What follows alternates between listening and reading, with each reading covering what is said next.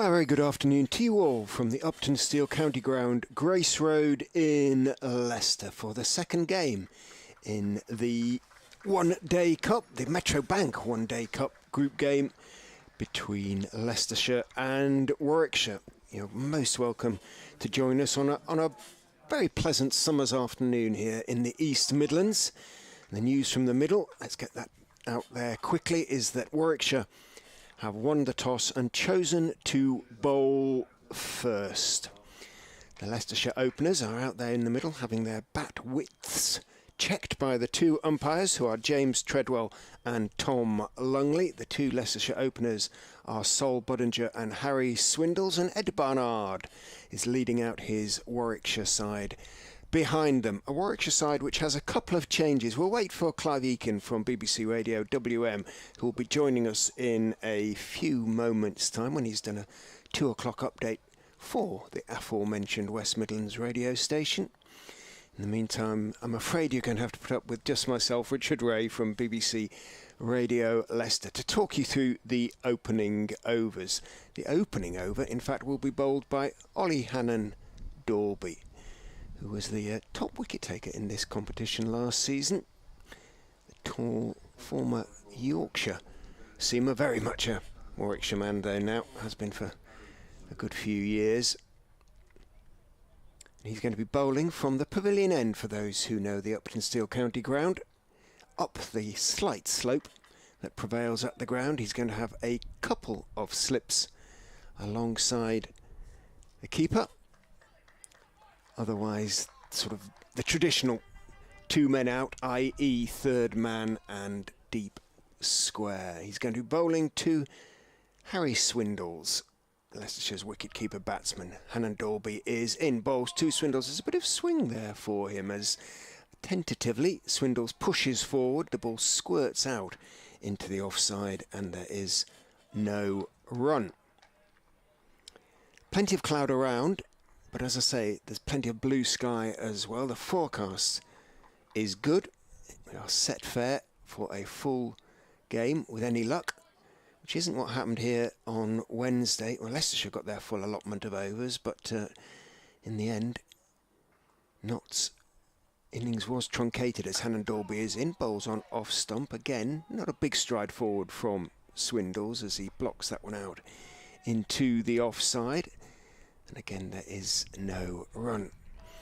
Warwickshire in blue of various hues, navy trousers and cap, but the shirt, a right old mixture of light blues and dark blues and yellow sponsorship logos.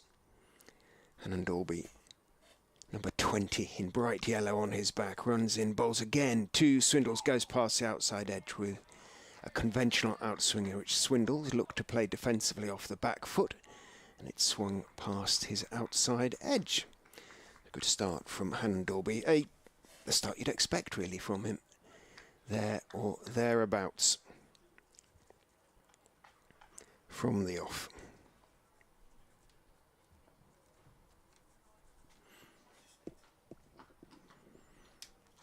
Very tall man. Good foot taller, I would say, than Harry Swindles. Runs in and bowls on off stump, thick inside edge as Swindles pushes forward, then jumps out of the way of Hannon-Dorby or dodges round him as the ball runs out towards mid-wicket. Sees there's a run in it to be taken, takes that run. Pitch looks a little bit green. It is the same pitch that was used in the game between Leicestershire and Nottinghamshire that was played on Wednesday, and on which Leicestershire scored 369 in their 50 overs.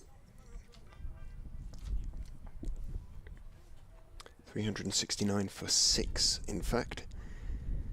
Nottinghamshire got their first 10.1 overs in, sort of conventionally, as in goes Hannon-Dorby and bowls on off stump to Sol Budinger, who pushes forward, pushes it out into the offside, and there's no run. But then we had a couple of hours of rain, and as a consequence of that, after an awful lot of head scratching and calculations, the revised target was 105 off 14. In other words, Notts were required to score 55 off 23 balls. They retired out their two openers, who'd been out there. And Dolby turns, runs in and bowls fullish to Budinger, who is walking forward into the defensive push. But again, there's a pleasant little bit of shape to that in-swinger, to the left-hander. And all he in the end does is push it out to mid-off for no run. So just a single from the first over, bowled by Ollie Hannon-Dolby. And yes, Notts retired their two openers and obviously sent in a couple of hitters in Jack Haynes and Tom Moores, but Tom Scriven of Leicestershire took wickets with the first two balls after the resumption, dismissing Haynes and Lyndon James. And batsmen came fairly promptly thereafter in terms of coming and going. And in the end, they finished 60... What did they get in the end? 79 for 6, something like that. And Leicestershire won by 15 on Duckworth Lewis. So it was a sort of rather unsatisfactory ending. Notts were pleased to get any sort of chance, really, because they were just behind on Duckworth Lewis when they went off for rain. Ed Barnard is in, two Swindles, who swings and misses outside off stump. A rather ugly attempt to smear it away through the offside. Ed Barnard in spectacular form with the bat in this competition. Certainly if you include the sort of warm-up game against the minor counties. In Warwickshire's case, of course, that was Staffordshire. Big century against them for Barnard as he runs in and bowls to Swindles, who's beaten with a beauty on the outside edge. Leant forward, the ball just drifted past his outside edge. Doesn't look very easy out there for the batsman, certainly not for Harry Swindles, who's faced 6 balls and been beaten 2 of them. Barnard followed that century against Staffordshire with a magnificent unbeaten 173 in the first game proper. Bowls to Swindles on off stump and pushes forward, gets the middle of the bat to it in defence, pushing the ball out to mid-off.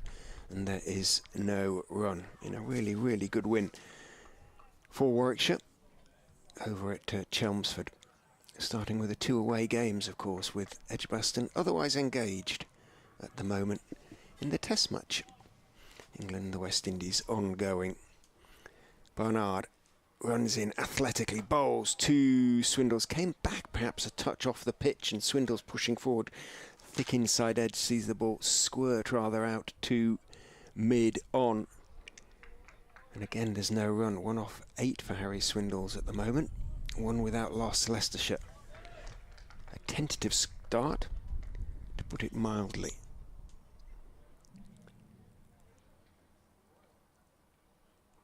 Barnard is in and bowls edged. Drop short, just dropped short of first slip. 0 reaction from anybody out there, which is why I wasn't quite sure for a second whether it had carried to first slip. Wringing his hand there, shaking it off, but it wasn't quite a half volley. It was just a couple of inches in front of him, and unfortunately for the visitors, just too short. Genuine outside edge, though, from Swindles. Barnard is in to him again. He's getting the middle of the bat to that, pushing it out wide of mid-off, who moves to his left to field. And as a consequence, 1 is taken. So Swindles, not a life. It was short of first slip. As a consequence, he hasn't given a chance, but he's absorbing balls at the moment. With the ball swinging around, probably that's his job at the moment. It's not exactly a sort of sacrificial lamb, but in a way, he's out there just to see off the early movement that both Barnard and Hannon-Dolby have obtained with the new ball from either end, of course. So, 1 from each of the first 2 opening overs. The sound of the door closing behind me suggests that Clive has completed his update and is moving in alongside. And it's very good to see him back at the Upton Steel County Ground, which probably wasn't the Upton Steel County Ground last time you were here, but it's still Grace Road. Hannon-Dolby is in and bowls. Lovely outswing of it. Maybe we can give Swindles the benefit of the doubt and say just played inside the line there, but it just drifted nicely away into the gloves of the keeper. Yes, I think it was playing Old Grace Road. It's a few years back. I was trying to work out, it's probably the last time the two teams were in the same group in the T20, which they would be when there were 6 teams in each group, as opposed to 9 as are now.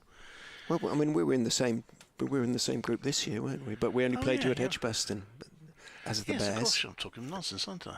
And Dorby is in, bowls another outswinger, perhaps a little bit short, so Swindles is able to stay on the back foot and read it sort of as it goes through and just let it go through to the keeper. From recollection, I may well have missed last season's game. I know I was on holiday for part of the T20 Blast, and I seem to recall listening to this game rather than being at it. Anyway, here I am now. Grace Road bathed in sunshine at the moment. The outfield very, very green, as so many outfields are. Well, all the outfields are. There's been so much rain. In goes Hannon Dorby and bowls 2 Swindles outside off some short cut for behind square on the offside. First poor ball that Hannon Dorby, well, anybody has bowled really in the game so far.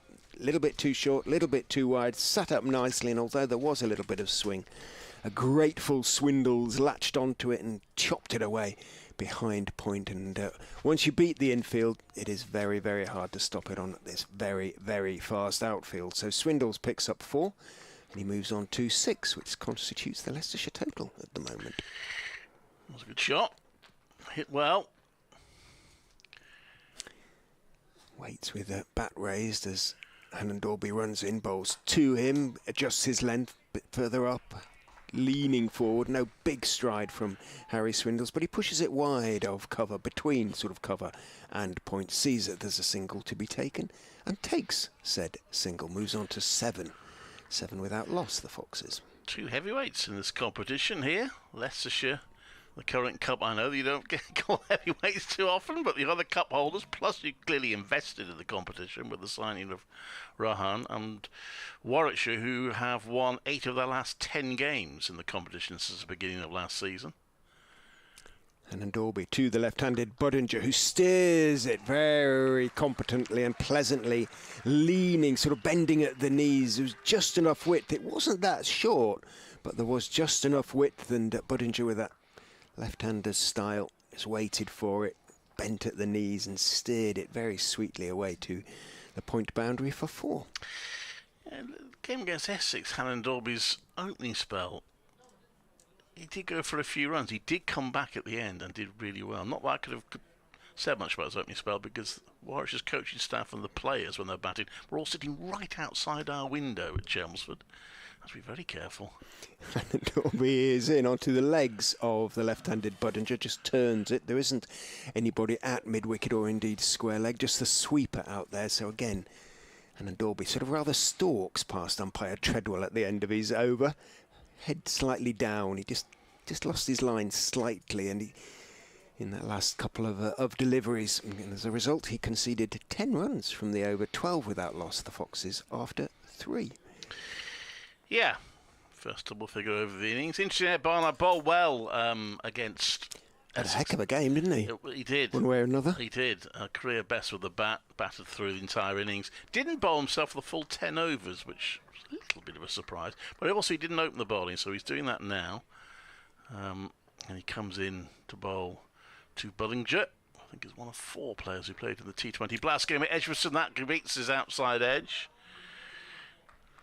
Yes, Leicestershire, alas, failed to take their opportunity in the final T20 Blast game of the season when they came to Edgbaston. Yeah. It's always going to be a tough fixture for them, but a win there would have put them into the quarterfinals. Durham ended up laughing all the way into the last 8, starting the day in 7th place. They finished it in 4th. Barnard comes in to bowl to Bullinger, who turns that around to mid-wicket, and he will get a run. 12 without loss. Is that Mr. Shake out 13 there? without loss. Wide-ish mid-on? Yes, I think it is. To identify the individual Yes. Warwickshire players. Warwickshire do have a nice mix of senior and youth players. 2 changes to the team that played Essex, and they're both related in a sense, because Rob Yates, the opening bat, has an injured hand. So Kai Smith has come in as the batter, as Barnard comes in to bowl. And that is driven to mid-on, where it's stopped. Tumbling stop there at mid-on. And that was Kai Smith, who's Often fielded as 12th man, and he's an enthusiast in the field. He stopped that well. So yeah, so Kai Smith is in for Rob Yates, but also they're gone with the extra spinner Taz Ali, and that'll partly be because Yates is out of the side. That's in the air but safe.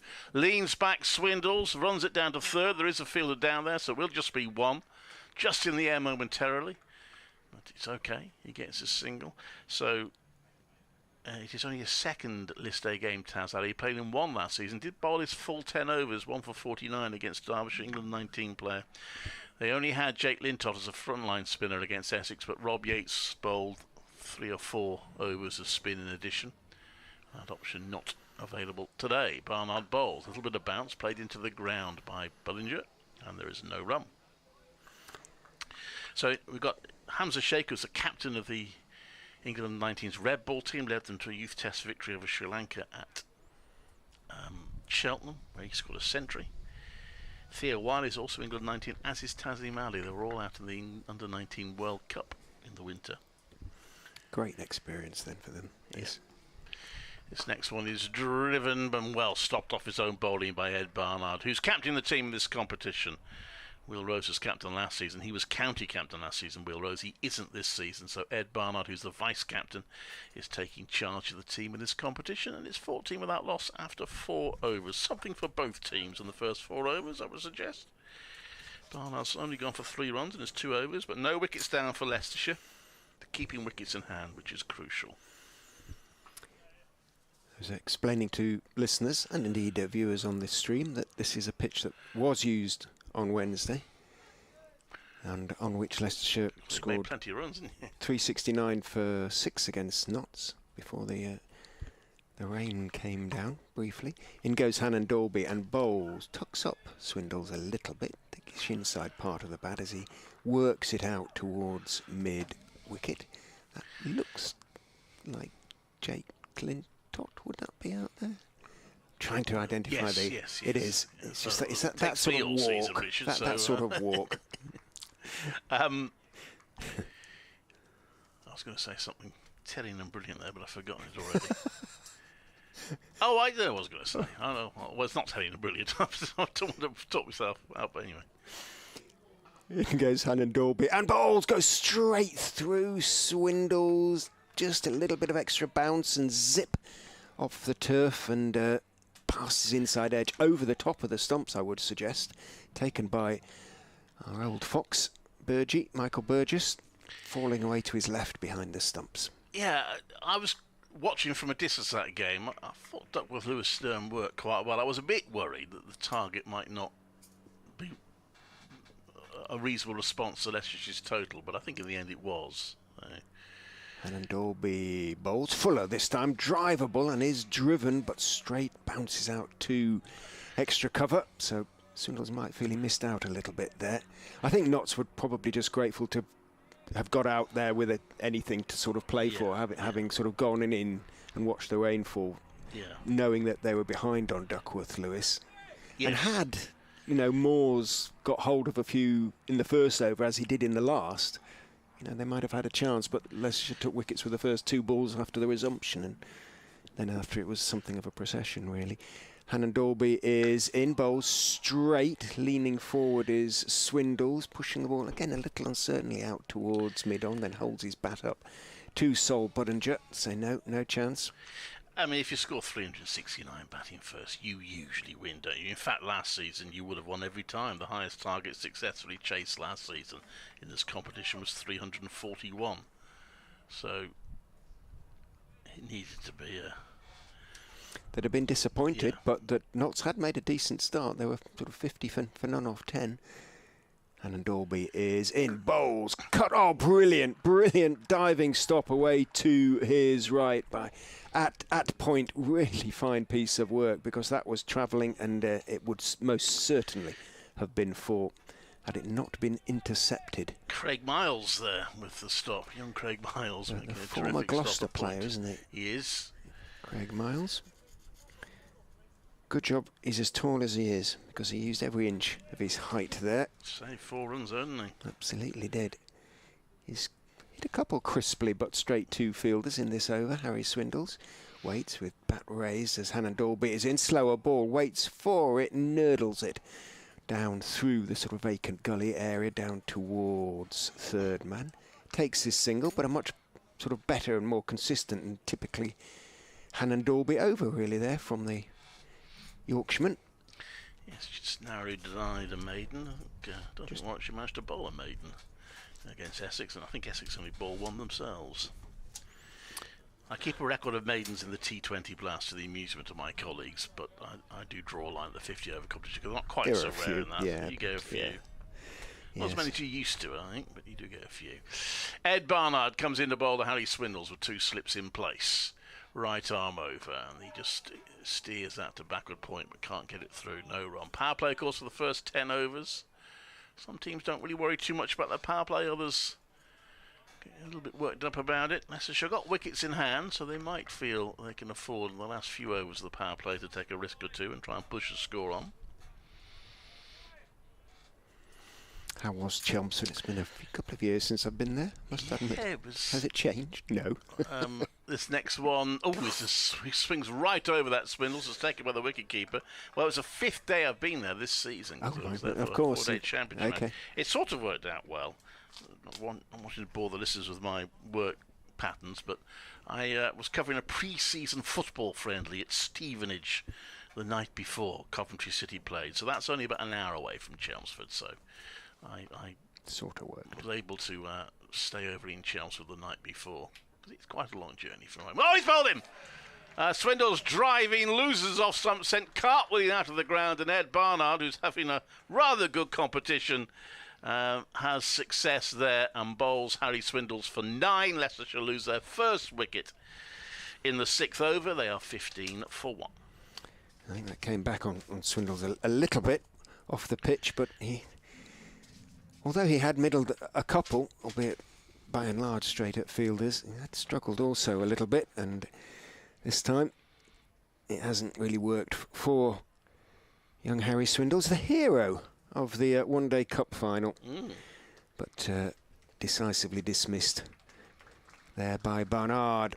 He leaves the field to a sympathetic round of applause. Dismissed for 9, 15 for 1, but that sort of sympathy is tinged with a little bit of anticipation, although Lewis Hill, the skipper, has come out to join Sol Budinger. It does mean that Ajinka Rahane is now one nearer coming out there, and Leicester supporters did enjoy watching him last time out. He did look a very special player. Well, full marks of Leicestershire for signing and making a go of this competition.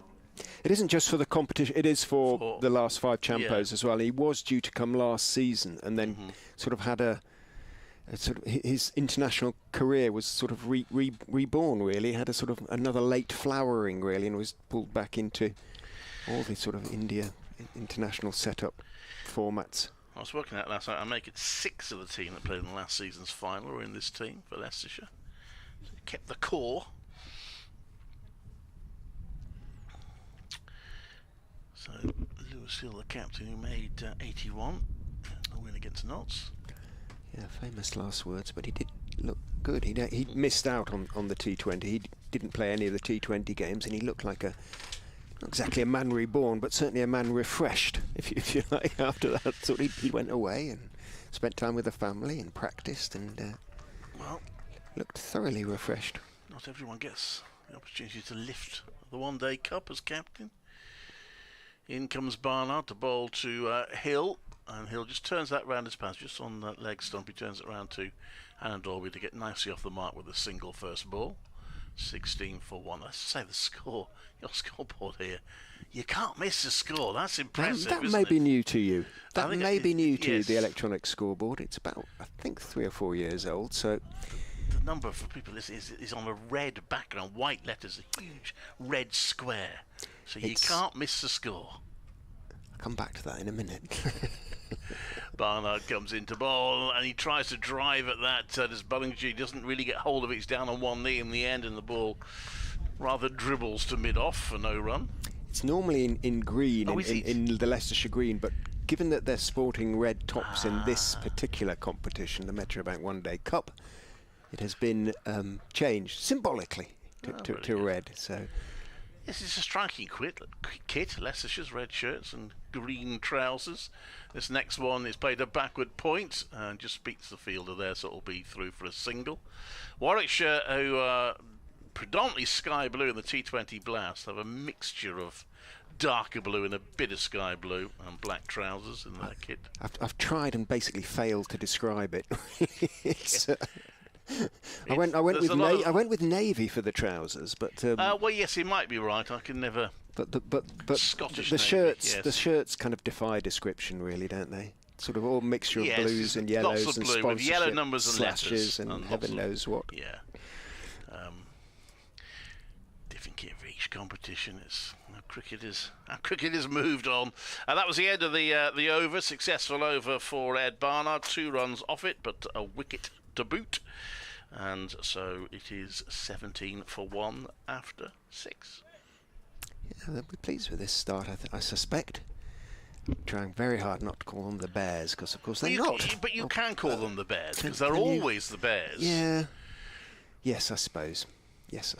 Hannon Dalby in to Budinger, who's waiting for that one on off stump, guiding it out into the offside. Have lost a slip now. Warwickshire, moved a slip out into the covers, just reinforced the covers. So it's just the single slip. Who's number 35 there? He's trying to cover sort of first and second. Rhodes. Yes. Of course it is. Of course it is. What's happened really, and you said the Bears, the reason, I get the feeling there's been a sort of compromise in terms of their name in the T20 Blast. And Dalby, arms swinging, goes in, bowls foolish, in swinger, nicely driven, but a brilliant stop, diving away to his left, running across at mid-off. The bowlers getting great support from their fielders here. I mean, I've always moaned about the use of Birmingham Bears. I represent Coventry and Warwickshire. What's Birmingham got to do with us? This is Warwickshire County Cricket Club, blah-de-blah-de-blah. They haven't dropped the Birmingham, but you will see that they tend to call themselves the Bears. The Bears, yeah. More often than not. So that's why it becomes more prominent, perhaps, during the T20 Blast. They are just Warwickshire. They're not the Warwickshire Bears in this competition, but their nickname is always the Bears, whatever. But they are just Warwickshire in this competition, officially. The captain of the Foxes is at the crease now to face his second ball from, his first from Hannon Dalby, who bowls on off stump, slightly squared up. There, a touch.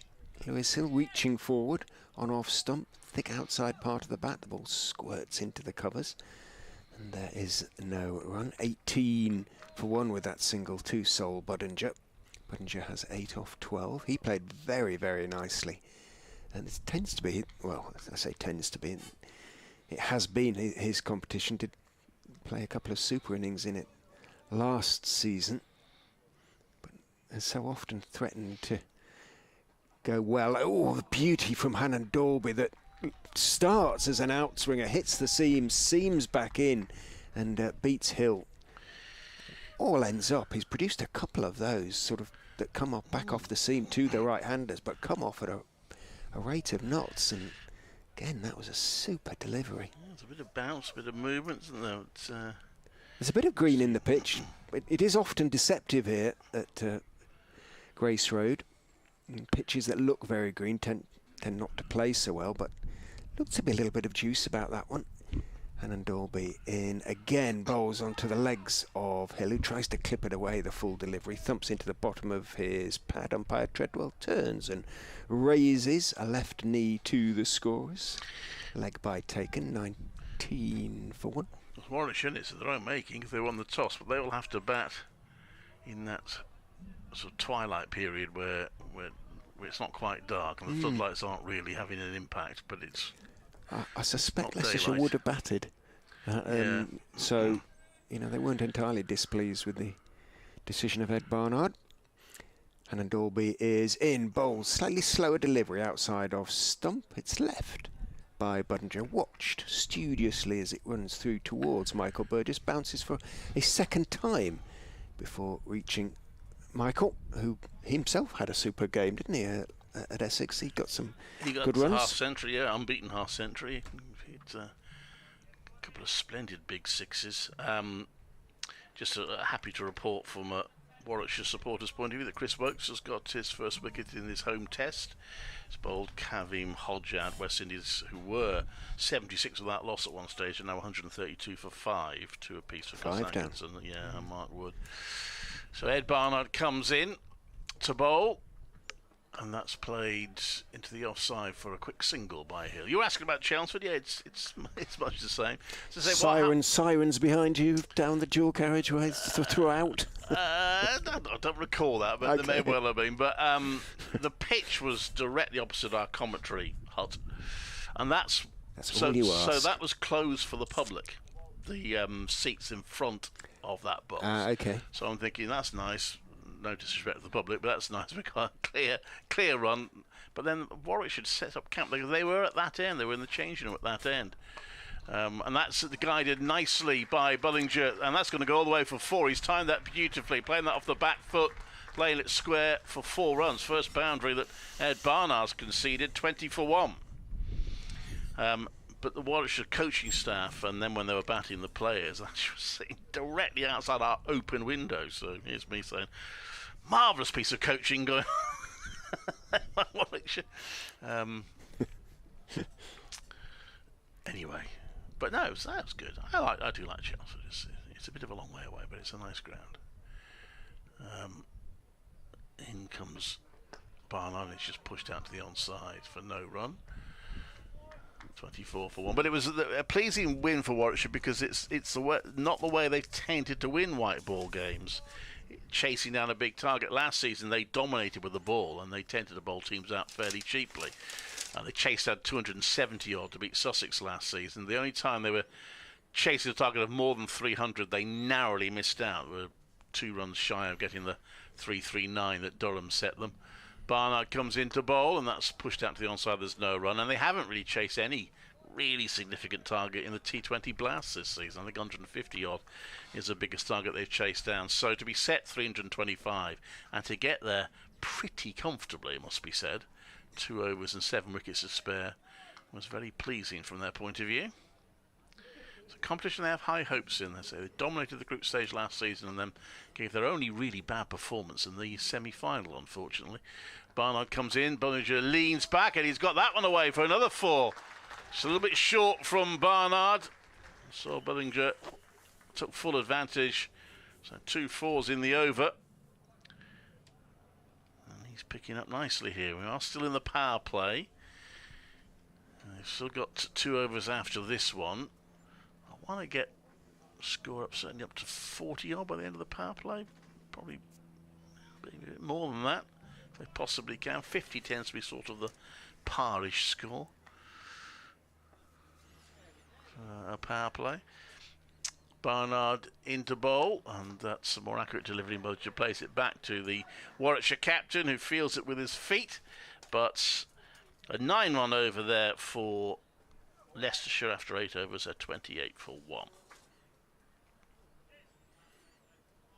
Hill and Bullinger consulting mid-pitch. Bullinger 2 short of 400 in this competition last season. 1 century and 3 50s, and started well on Wednesday with a runner ball, pretty much 75. He was very disappointed to get out. He was playing very well. Hannah Dalby is in to Hill, who is defending, a delivery off the off stump on the back foot, dropping it out towards backward point where Miles fields. Elastic bandage on his right arm. He's bowling. Oh, is Craig Miles a left arm seamer? I can't remember him for Gloucestershire. Looking forward to renewing acquaintance with 1 or 2 of these Warwickshire players, actually, seen from various clubs, including Ed Barnard, of course. More familiar to me in a Worcestershire shirt. In goes Hannah Dalby, and bowl's clipped away nicely by Hill around the corner, but there is a man down there at deep square, Lintott, out there in front of the popular seats on the Upton Steel stand, and as a consequence, Hill is restricted to a couple. He's a right-arm bowler, Craig Miles. Right arm. Which would explain the elastic bandage being on his right arm. if I'd thought about it for a moment. Good turnout in front of us. I would think a few Warwickshire supporters have probably made the trip. It's not so very far. And Dalby in again to Hill, who is forward, shuffling forward. I wonder if Burgess will think about standing up at any stage. He sometimes does do Hannon Dalby. It wasn't an easy journey, I have to say. Was it not? No, Trouble on. It's Friday, isn't it? M6 and so even M69 early in the day on Friday. Well, my device sent me sort of along the A roads from where I was coming from. Yes, which it doesn't normally, so that suggests the motorways were clogged up, but it turned out that so was the A roads, so it was fairly slow going. But and Dalby in bowls. Hill again is shuffling down the pitch, and you heard the call of no as he turned that delivery, very straight delivery, out towards mid-wicket. Shake, I think, is the fielder. 30 for 1 remains the score. 6 deliveries to go in the power play. Umpire Treadwell has a word with Ollie Hannon Dalby, says you're getting a bit close to running on the line there. As a briefest of whose is that? Who is the unprofessional? It's not. For once, it's not me. Hannon Dalby turns. oh, yes, I heard an announcement. No, I haven't. Runs in and bowls full. Ooh, looking to drive. Hill is getting a thick inside edge. It goes in the air for a little while. Drops out towards mid on. Hill, seeing it's going to take a few moments to get there, calls for the run. He moves on to 5, 31 without loss. Budinger has 16. Yes, thank you. Hannon Dalby making changes to his field for the left-handed Sol Budinger. The phone call actually shows how unobservant I am. Right. Because the wicketkeeper is not Michael Burgess. Is it? Craig gave me a call there. It is Chris Benjamin. I'll explain why. Right. Thank you. Hannon Dalby, apologies folks, Hannon Dalby is in, bowls on the legs, and that's a bit of a gimme really for Budinger to turn around the corner into the vacant leg side. Good work by the sweeper, running around the boundary down there on the Milligan Road side of the ground. Picks it up, gets his throw away, but Budinger picks up a couple. So in the end, 5 off the over, 33 for 1 after 9. Yeah, so he's keeping wicket, Chris Benjamin, as he has in the T20 Blast a fair bit this season. With Alex Davis getting an injured hand, it's a similar situation here. Michael Burgess just dislocated his finger actually against Essex when he was hit on the other finger. He popped it back in, so he was all right to bat. As you say, batted really well. But as a precaution, Chris Benjamin is keeping wicket behind the stumps, which he does do pretty well, I have to say. Because the youngster is also a wicketkeeper batsman. Well, and there were other options as well, but they've gone with Benjamin and say he's done it. As that nips back and it's pushed out to point, there's no run. As I say, he's done it for quite a few T20 Blast games this season. Alex Davis, he only missed one game, Davis, but he hasn't kept wicket in the more recent ones because he's been nursing an injured hand.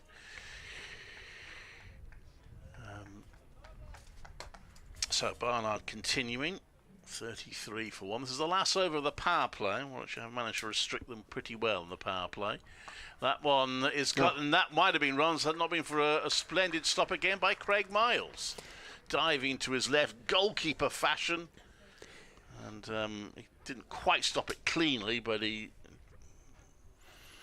to be honest, he might not have saved much. There was a save down at third, but anyway, it looked good. It looked very good. It did, and he has saved a good 8 runs already in that position in this power play. But yeah. So 34 for 1. In comes Barnard. Oh, it's edged and caught by Chris Benjamin. Oh, that's why he's keeping wicket, because that was a good catch.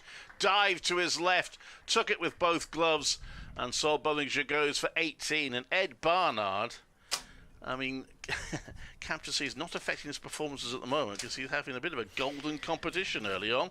Well, perhaps it is affecting his performance. Perhaps he's making them better. Maybe it is. Yeah. That was a super delivery. Then the first mistake, well, can you call it a mistake from Budinger? It was a super delivery, and perhaps if he wasn't playing quite as well as he was, he wouldn't have been able to get the edge on it, but as you say, a really nice catch diving away, two-handed to his left by Chris Benjamin. Not much, in fairness, that Sol Budinger could have done differently, perhaps, about that. So 34 for 2. And this has turned into a good power play, I think, from a Warwickshire point of view. It is. And to the crease now comes a man that Warwickshire would love to get early if they can pick up the wicket of Rahana in the power play as well, or soon thereafter. They would feel it's been a great start. But from what you're saying, he might do a double G Grace here, Rahana, and if he gets bowled, he might toss the ball back and say the crowd have paid to watch me, not you. Would that it was allowed. Would that it was allowed. I wonder if that story is true. I don't quite believe it, but it is an apocryphal tale that's often quoted. It may be Please true. don't pull the wires. Please don't pull the wires. Ladies and gentlemen, thank you. So here he is then, former India captain, 195 appearances for India, 90 ODIs. Yes. 3 centuries. And he's poised. Came up for a chat afterwards, and astonishingly how humble. I shouldn't say astonishingly, but it was wonderful to see how sort of humble he was, really.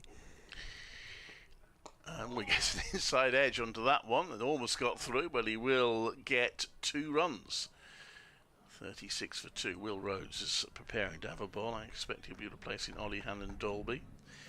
He has played here before. He came obviously with the India touring party that played a 3-day game and spent a good few days here using the nets a couple of years or so ago. They mixed and matched with the Leicestershire side they played against as well. Some of them batted for Leicestershire. This next one, it almost gets through. He just gets a bit of bat and pad on that. It rolls down by his feet. Just reading the Crick Info description of him, it starts a little unkind. While he might not turn heads like many of his glitzier batting colleagues, it says, describes him as a dependable middle-order batter for India. There you go. So he's not as spectacular, but there are a few better, what should we call him, accumulators? Barnard in, 2 slips in place. If they can get him out early, that would be a big boost for Warwickshire. They'll know how dangerous he'll be if he hangs around. He plays that one to point for no run. It is the end of the 10th over, the end, therefore, of the power play. And Warwickshire have managed to restrict Leicestershire to 36 in that power play and taken 2 wickets, 36 for 2 after 10. You would possibly argue that justifies already the Barnard decision to bowl first. They would have probably taken 36 for 2 under those circumstances. Would have liked another, I'm sure, but that's a pretty decent start for the visitors, who are going to make a change to the bowling now. The power play is done. Will Rhodes, the Yorkshireman, is coming on for the Bears from the pavilion end here at Grace Road. 36 for 2. He's got Lewis Hill. Busy at the crease, Hill. Still taking time to sort of get into his innings as Rhodes is in. But slightly short to him. Climbs on him a bit. Drops his hands. Lets it go through to keeper Benjamin. General applause. A shout of approbation from the Warwickshire fielders. No slips now for Rhodes, with the extra men allowed out, 4 men outside the circle now. I wonder what Leicestershire are calculating would be a big score here. It doesn't look like a 369. No, they might be just adjusting a little bit. In goes Rhodes and bowled. Back goes Hill. Cuts it away through the offside in front of square. The sweeper comes in off the ropes to field. And 1 is taken. Who is the sweeper, number 11? Out there with the 2. That's is that the young Smith. That's young Smith, isn't it?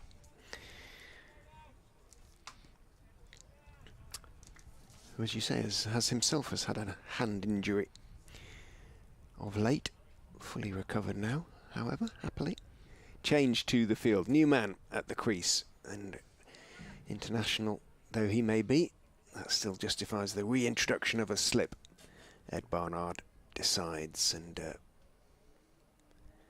is now a slip alongside Benjamin as Rhodes goes in, bowls outside off stump. The ball Doesn't really move too much. It's a good line though, just that, a couple of inches outside off stump. Rahana lets it go through.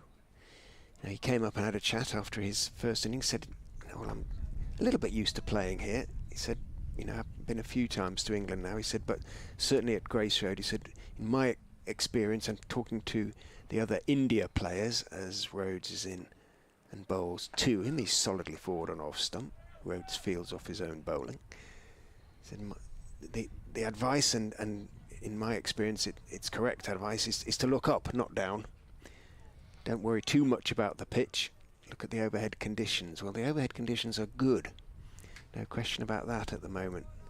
There's a light breeze just taking the edge off the temperatures, but plenty of blue sky. Lots of white cloud around as well. In goes Rhodes, bowls outside off stump. Again left by Rahana. No movement there for Will Rhodes. Getting into his bowling though. Just the 1 run conceded from the first 5 balls of his spell. Umpire Treadwell and Lewis Hill deep in conversation.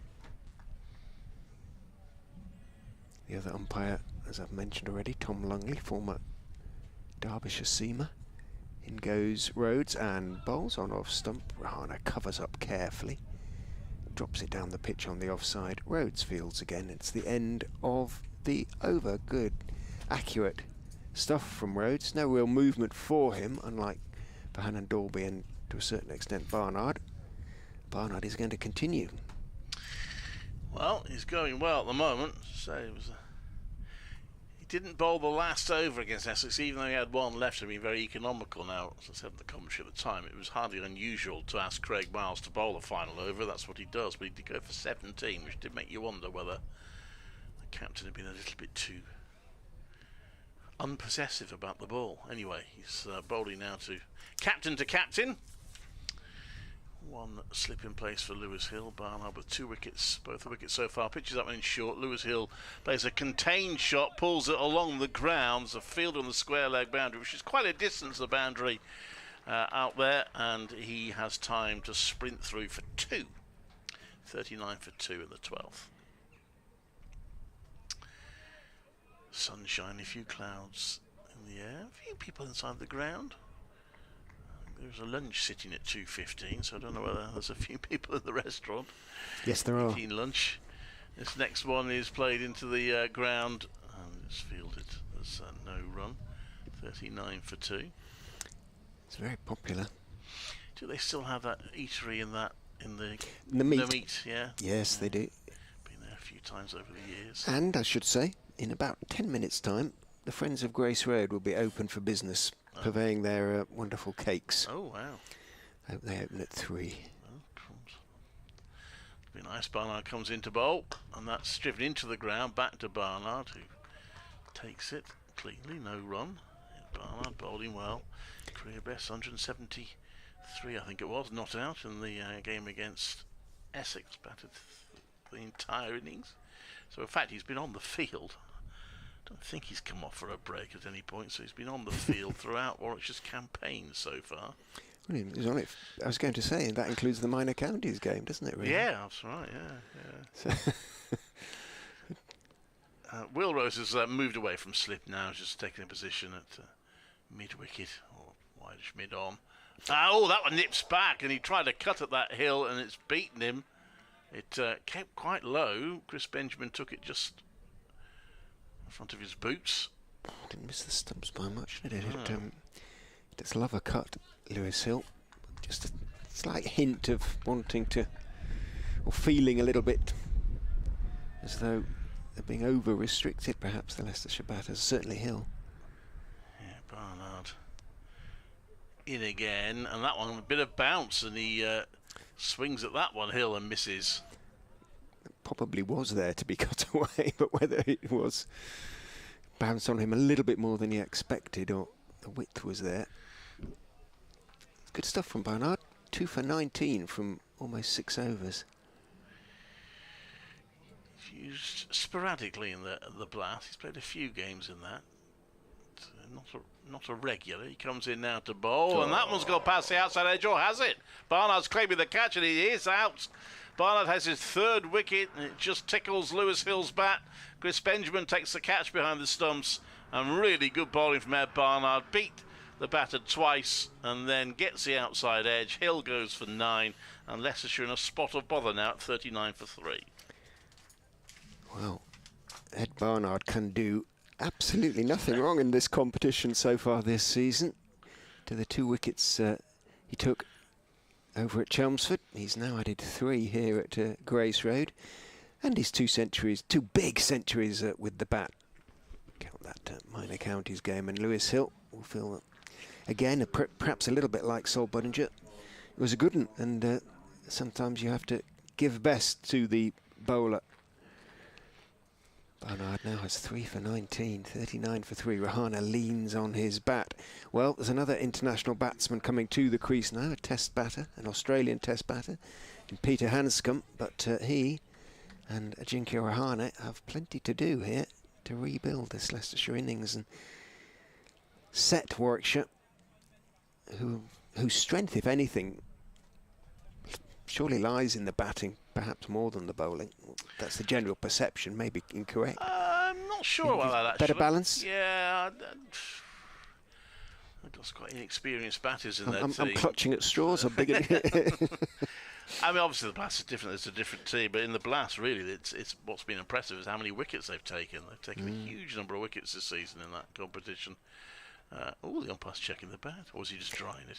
No, they checked them. They've been checking them all in this competition. It's a funny one. So that was the end of the over. Successful over for Ed Barnard. Can Rhodes maintain the pressure? Did in his first over, just conceded the single. Rahana on 2 looks around him. He's a sort of fairly conventional one-day field as Rhodes runs in and bowls 2 in very straight. Rahana meets the delivery with a very straight bat. Rhodes fields off his own bowling. I like a bowler who keeps the ball. When they do that, just get on with it. It doesn't have to be ferried around the outfield as designated shiner. Not that shining these white balls is... there's not much mileage in it, really. Rhodes. Burly-ish figure. Broad of shoulder, runs in and bowls onto the legs of Rahane, just waits on the back foot and turns it calmly round the corner down towards long leg, and jog walks the single. 40 up.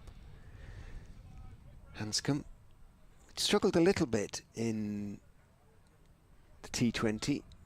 Had picked up an injury in one of the championship games that sort of came in the middle of the run of T20s.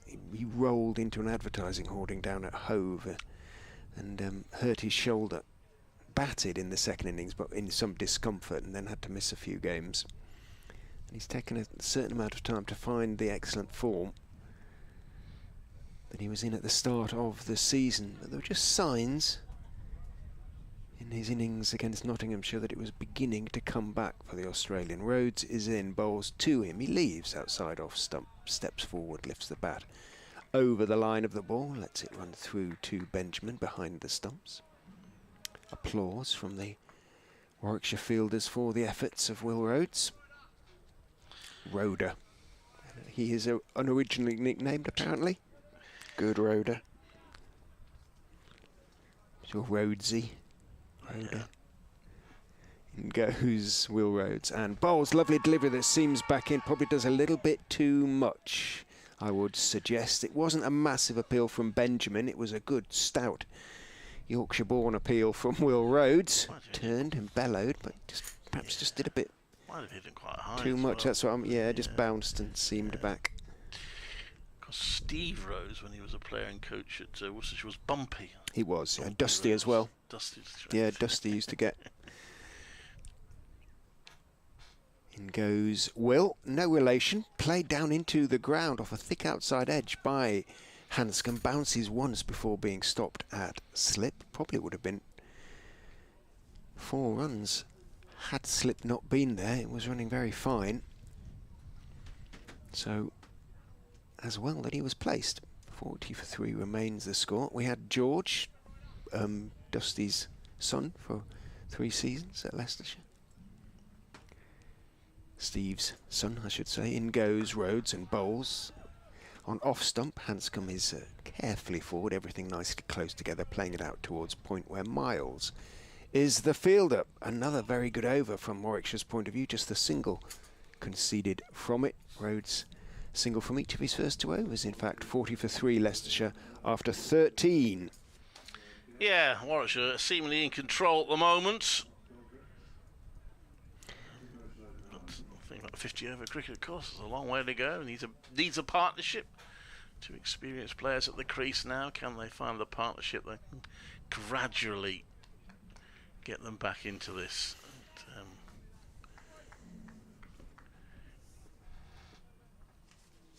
Ed Barnard continuing. Oh, and he's going to go on the wickets. A leading edge from Rahana, trying to turn it around his pads, and it's come off the top edge of the bat and just spooned up in the air. And an easy catch for Ed Barnard, who now has 4 wickets.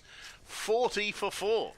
Oh, that was amazing. It was a rank full toss, wasn't it? Basically, that was sort of going on down looked to be going down the leg side. Rahana turned his bat on it, looking to turn it on his way. It came through a little bit. It might, in fairness to Barnard, have been a slightly slower ball because he turned his bat too soon. It actually came off the bottom, as Clive said, but of the back of the bat. And it just looped up, and everybody looked for half a second in surprise before Barnard gratefully grabbed it and had the grace to look just a little bit abashed before he celebrated. But what a wicket that is, and Leicestershire really are in the mire now. Starman's gone for 3. Well, our bowling his 7th over, 4 wickets already. So he's continues to have a terrific tournament. Former Worcestershire player, of course. I'm just going to check his. I'm looking up his list A best. Career best. It is. He's never taken 4 wickets before, so he got a career best score in his last list A game. 173 not out, but he's never taken more than 3 wickets. So he's notching up the career best here, Ed Barnard. Previously 3 for 14. Now 4 for 19. Ajinkya Rahana among the victims. You'd take that, wouldn't you? I suspect. Definitely. Ben Cox is the new batter, and Leicestershire now have a battle on their hands to get a score, to get something that they can have a go at bowling at. Well, they'll be old friends, these two, Barnard and well, certainly old teammates. I'm perhaps presuming too much on the relationship there, but I'm sure they were friends. 2 nice men. Yes, I'm going to say. Can't see Ed Barnard falling out with people too much. Coxie can be a spiky character, but he's a lot of fun as well. Usually are, aren't they, to be fair? But, he's a lot of fun as well. 2 slips now. Ed Barnard's looking for a fifer. Comes in to bowl to Cox, who leaves that one outside off stump. And it remains 40 for 4. The sunshine at Leicester. Doesn't quite have the same wing as Sunshine and Leith or somewhere like that, does it? But it's a fine sight. The Upton Steel County Ground, bathed in sunshine, wide open spaces. In comes Barnard. Oh, that one lifts, goes past the outside edge. I'm sure that must have been a hit for Shawaddy Waddy at some point. Sunshine in Leicester. Under the moon of Leicester. Where did that bounce come from? There wasn't any of that on Wednesday on this pitch. No, I think it's fair to say. As I said, this isn't a 360-yard pitch. But Leicester do need to get something to make a game of this. Barnard in to bowl to Cox, who plays back and gets that through the inner field, so he will get runs here. Won't go all the way to the boundary, and he'll have to settle for 2. 42 for 4. I'm already getting comments to the effect that we'd very much settle for 250 here now. Oh, absolutely, they would. In these circumstances. But this happened in T20. Leicestershire often used 2 or 3 went down quickly. Barnard in, solidly defended by Cox to mid-on for no run. And they do have batting to come after Cox. Well, these games can change. I was thinking about that first round of fixtures when I looked at the Derbyshire score, and they looked to be on the verge of defeat, and their big 8th wicket partnership turned the game. And that's the thing about 50 over cricket, there is time. Yeah, play yourself in. Barnard into Cox. Oh, that's a bit of bounce as well. And what's that hit in the end? They hit the handle of the bat. It's rolled out to backward point. And well, so when I said they were friends, yes. perhaps there is a bit of needle, because a few of those deliveries, lifters, Barnard bent his back.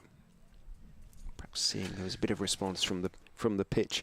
Yes, Travaskis, Mike, Scriven to come, all very much in the all-rounder category.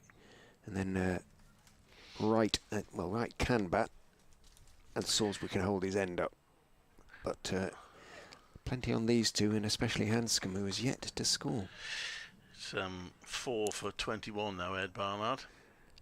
Will Rhodes is in to Peter Hanscom, who's caught and bowled. He's caught and bowled. He just held it back, perhaps a touch. Hanscom pushed hard at it, lobbed it back down the wicket. Will Rhodes bent down low to his right, took the catch two-handed, and Leicestershire in tatters at the moment. They are 42 for 5. Clive's going to update BBC Radio WM with an awful lot of good news. He's got plenty to tell them, and the Foxes in all sorts of strife now. 42 for 5. As I say, I think Rhodes probably just held it back a fraction, and heavy-handed a little bit from Peter Hanscom, and straight back down the wicket, low to Rhodes. It wasn't quite as straightforward as the catch that Barnard took off Ajinkya Rahane, but it was straightforward enough. If he could change direction, or turn back to his right, he could.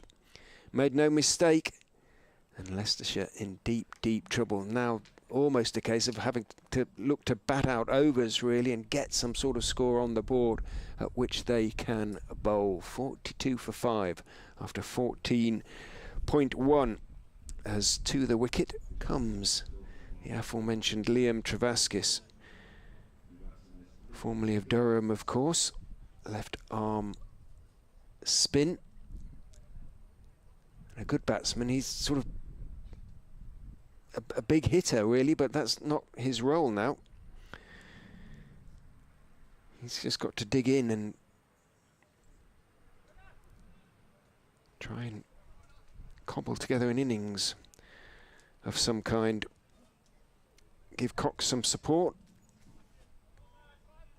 and give Mike, who will be in next. Oh, man, they might send Scriven in ahead of Ben Mike, actually. Ben Mike is a big hitter, likes to go hard, but Tom Scriven is a proper batsman on his day. Travaskis a left-hander, so Rhodes is going to go round the wicket to him. 42 for 5, and it is only 3 o'clock. Rhodes round the wicket, bowls outside off stump. Again, good carry. That was a little bit too wide to persuade Travaskis to play, but taken not exactly on the rise by Benjamin, but jumping slightly as the ball came into his gloves.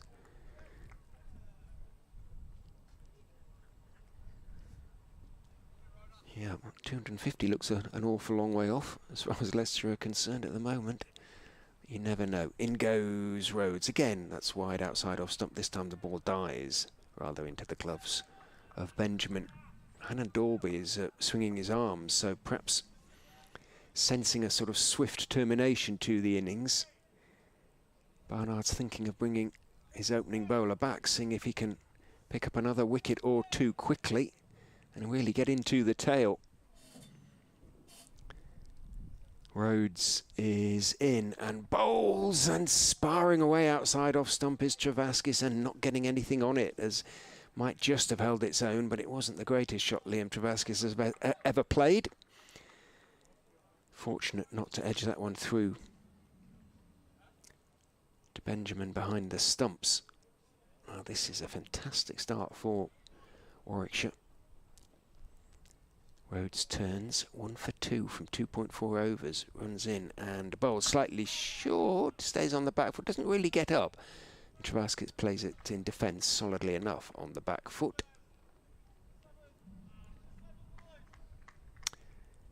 Seven boys is the call from the Warwickshire field.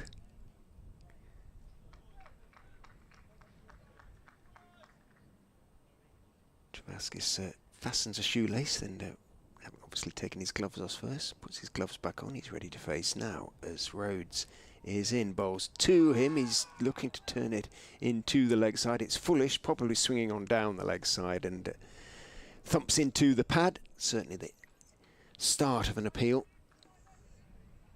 from Rhodes, but quickly choked off. But pretty good over from Will Rhodes.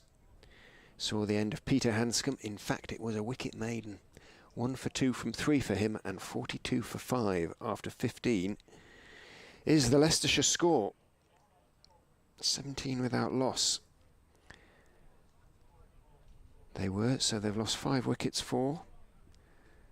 Do your maths, Richard. 25 runs. Getting various messages, some of which can't be repeated, from Leicester supporters, to the effect that what on earth is going on? Well, some pretty decent bowling from Ed Barnard in particular, who's got 4 for 19 at the moment. He's taken himself off the skipper. He's not going to keep going, despite getting all sorts of movement in that last over of his to Ben Cox, and he's given the ball back to Hannon Dalby. Down the slope from the Bennett end, bowls to Cox. Ben Cox, that is, who in defence strokes the ball out to mid-on, and there is no run. Clive's back alongside, having, I would imagine, taken up most of the news bulletin there, Clive, for BBC WN, with a tale of wickets taken. Yeah.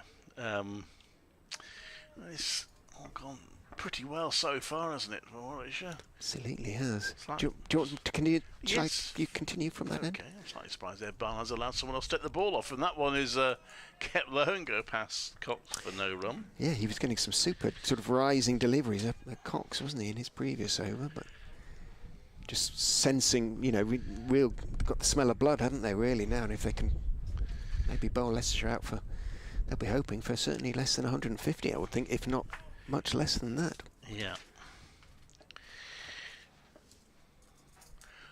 Talked about, I didn't bowl a maiden against Essex. There's a wicket maiden there for Will Rhodes. That one is clipped off his toes by Cox, and he will get, oh, they thought about a second, but decided against it. Not in a position to take risks at the moment, Leicestershire. Now then, 2's gone on the score there. Or did I miss a single earlier? No. Definitely No, around one. he's overplayed his hand, the electronic scoreboard. He over-anticipated there. He'll change that back. The manual, away to your left, Okay. one of the only 2 left in the country, Oh, very nice. is correct. I like seeing that, yeah. Nice to see a manual scoreboard.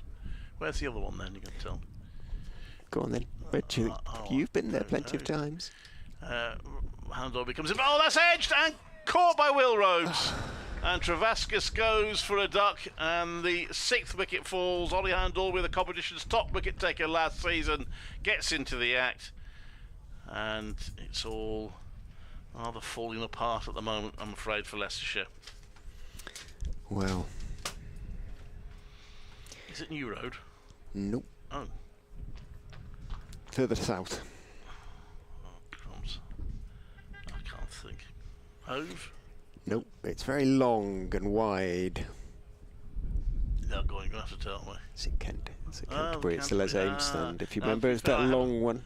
I haven't been there for a couple of Have years. you not? No, I didn't do the. Cause I do half the championship matches. I didn't do the Canterbury. last championship match there. Yeah. Well, the scoreboard's not on Leicestershire's minds at the moment. 43 for 6. It's something of a horror show.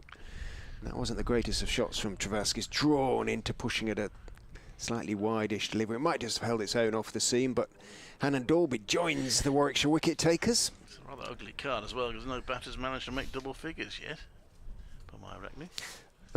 Budinger made 18, but So it's not something about which he'll be boasting. I wrote that one down wrong. I do apologise to him. Of course he did. But it's looking a good score now, that.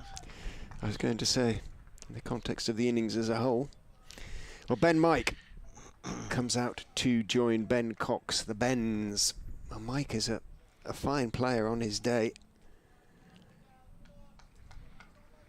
And in a way, it's not pressure-free innings, but given what's gone before, if he can make a score, then obviously it will reflect very well on him. He's a good player, and he's got quite a lot of overs to play out here. 34.2 at his disposal at the moment. It's an opportunity, that's what. Exactly. A motivational coach will be saying to him. Exactly. It's an opportunity. Did have a brief spell on loan at Warwickshire. It was actually, funny enough, it was at Canterbury. That was an utterly bizarre match. So I'll come back to that in a moment. Oh, it's me anyway. Hannon Derby comes in to bowl. Mike pushes out. There's no run to mid-off. Warwickshire had horrendous injury problems with their bowling attack, and they signed 3 players on loan. One of them was Ben Mike. And they rocked up to Canterbury. The coach broke down on the way. That's to say the bus, it wasn't the team coach, early enough. The bus broke down on the way. And anyway, and they played on this really flat surface at Canterbury where I think I managed to commentate all day without describing a single wicket. Hannon Dalby into Mike. That's left. Actually, Ben Mike bowled okay in that game. I have in mind he also got one good score. Yeah, 70 I think he did. Something. I think he did. Yeah. There were suggestions that Warwickshire were a little interested in potentially recruiting him at one point. Remember. Didn't happen. Well, he went to Yorkshire in the end. Had a season there last season. Didn't have the greatest of times, but he didn't really have that many opportunities. He didn't play a championship game, so he's come back to Leicestershire and has played every game of every competition since. He's got a job on now, though. He's going to be watching while Ben Cox takes guard, checks his guard from umpire Treadwell, who raises a finger saying, yep, you got that right. Will Rhodes. 3 overs, 1 for 2. Still just a single slip, but extra cover has taken a step closer there. In goes Rhodes and bowls 2. Cox slightly squared up as he defends that one out into extra cover. And there's no run. 43 for 6. A few dark clouds gathering away sort of to the southwest, which is where the weather tends to come from here. But again, there's nothing forecast. It forecasts to stay fine. I don't think Leicestershire are going to be saved by rain on this occasion. Rhodes is in, drops short, and that's going to be 4 because it's pulled around the corner by Ben Cox, and a rare lapse by Will Rhodes, and there's a sort of relieved cheer from the Leicestershire faithful, a little sort of trumpet-like toot from some instrument or the other, but it just poorish ball down, shortish down the leg side, and helped on its way really by Ben Cox. Only their 5th 4, so Bollinger hit 3. Haven't managed to 6 yet. The outfield is quite big here, isn't it? It's one of the biggest in the country for sure. Rhodes is in, bowls Fuller this time, driven very pleasantly for 4 by Ben Cox. That was a perfectly legitimate full straight off drive from Cox. Walked into the shot rather, but it was there to be hit. And Rhodes, having bowled so well for 3.1 overs, now produces a couple of deliveries that the batsman has been able to get away. So Cox joins Budinger in double figures and brings up the Leicestershire 50, 51 for 6. Consecutive boundaries, a rare moment of sunshine for the Foxes as Rhodes is in, outside off stump, steered nicely by Cox, but only as far as Miles at backward point. He makes the stop, falling to his right. And Barnard has seen enough, apparently. He's said, right, we're back on the defensive, coughs. But he's taken his slip out and moved into shortish mid-wicket, on saving 1, certainly. For what it's worth, the fish has come on 99 balls. Rhodes is in and bowls, slightly short of a good length. Cox, all care and attention as he stays on the back foot and blocks that one out to aforesaid newly introduced shortish mid-wicket. Hamza Sheikh. Potential Warwickshire captain are we looking at there then? Well, in the future, I mean, obviously, don't want to get too ahead of ourselves. maybe yes, 5 years down the sure. line or something. I'll be hoping so. In goes Rhodes and bowls. A nice straight-ish delivery, middle and leg sort of area that's worked on the back foot by Cox. Again, out to Hamza Sheikh, and there is no run. 51 for 6 after 16. Warwickshire are very aware of the fact that they haven't really brought through many British Asian cricketers. Moeen Ali, of course, started his career with Warwickshire. He's now back with the Bears. They've had a few in recent years who've sort of got close, got into the squad, played 1 or 2 games, but not really been able to break through for any length of time. I think Javid perhaps was one who did spend a few seasons in the first team. That one, a bit of bounces left, but in more recent years, so they got high hopes of Hamza Sheikh.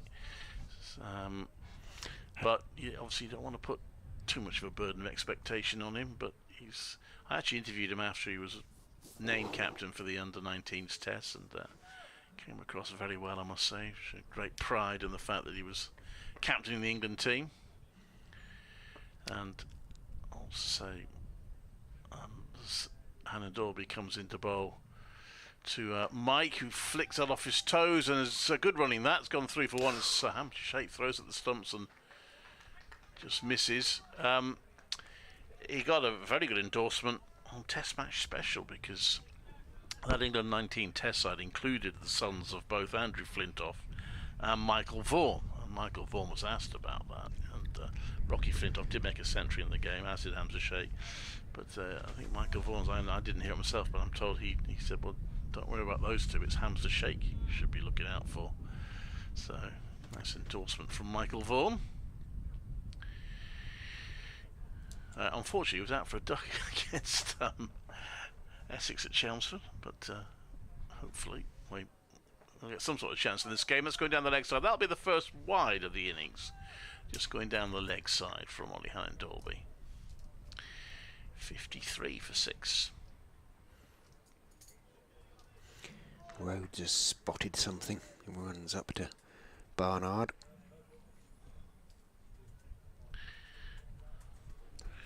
Warwickshire would love to wrap this innings up and not allow any partnership to start holding them up and giving Leicestershire something to bowl at. Slip in place. Still, that's left. Good leave. Don't seem to miss by all that much, but left by Cox. Leicestershire supporters will be clinging to the memory of being 19 for 4 in the One Day Cup final. Yes, indeed. Indeed. Sounds like a cracking match, that. What was the crowd like? I think it was about 11,000, something like. You know, it's Trent Bridge, so yeah. it wasn't full. I think that's one of the reasons why they moved away from it. 11,000 in Trent Bridge. It's going to look a lot better than 11,000 in Lords in terms of the atmosphere and the sight of it. Hannah Dolby bowls, and that's pushed out to the offside for a single. Craig Miles fields. 54 for 6. Saying that, I will check that crowd figure.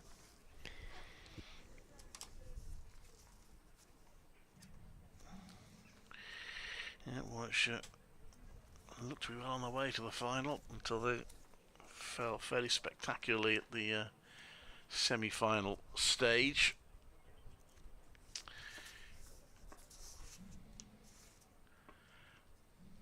Hannah Dolby into Mike.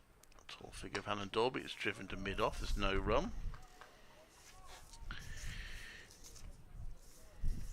He got a name check on Test Match Special this morning. Took Messrs Tufnell Agnew a couple of goes to get his name right, but they did eventually. They were talking about tall players.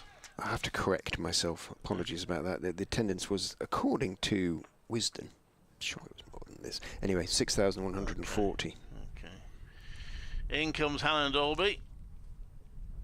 And Mike drives. That's a good shot.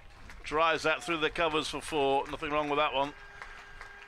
There goes the plaintive horn again, but that was a good shot to finish the over with. And they took 7 off that over. Maybe this will be the partnership that starts getting Leicestershire back in this game, but they have work to do at 58-4-6. Directly under that crowd attendance figure in Wisden, it says player of the tournament, E.G. Barnard, Warwickshire. There you go. Top, so he top was run scorer in it. 616 runs he scored last season in the competition. Well, he's on course to beat that at the moment.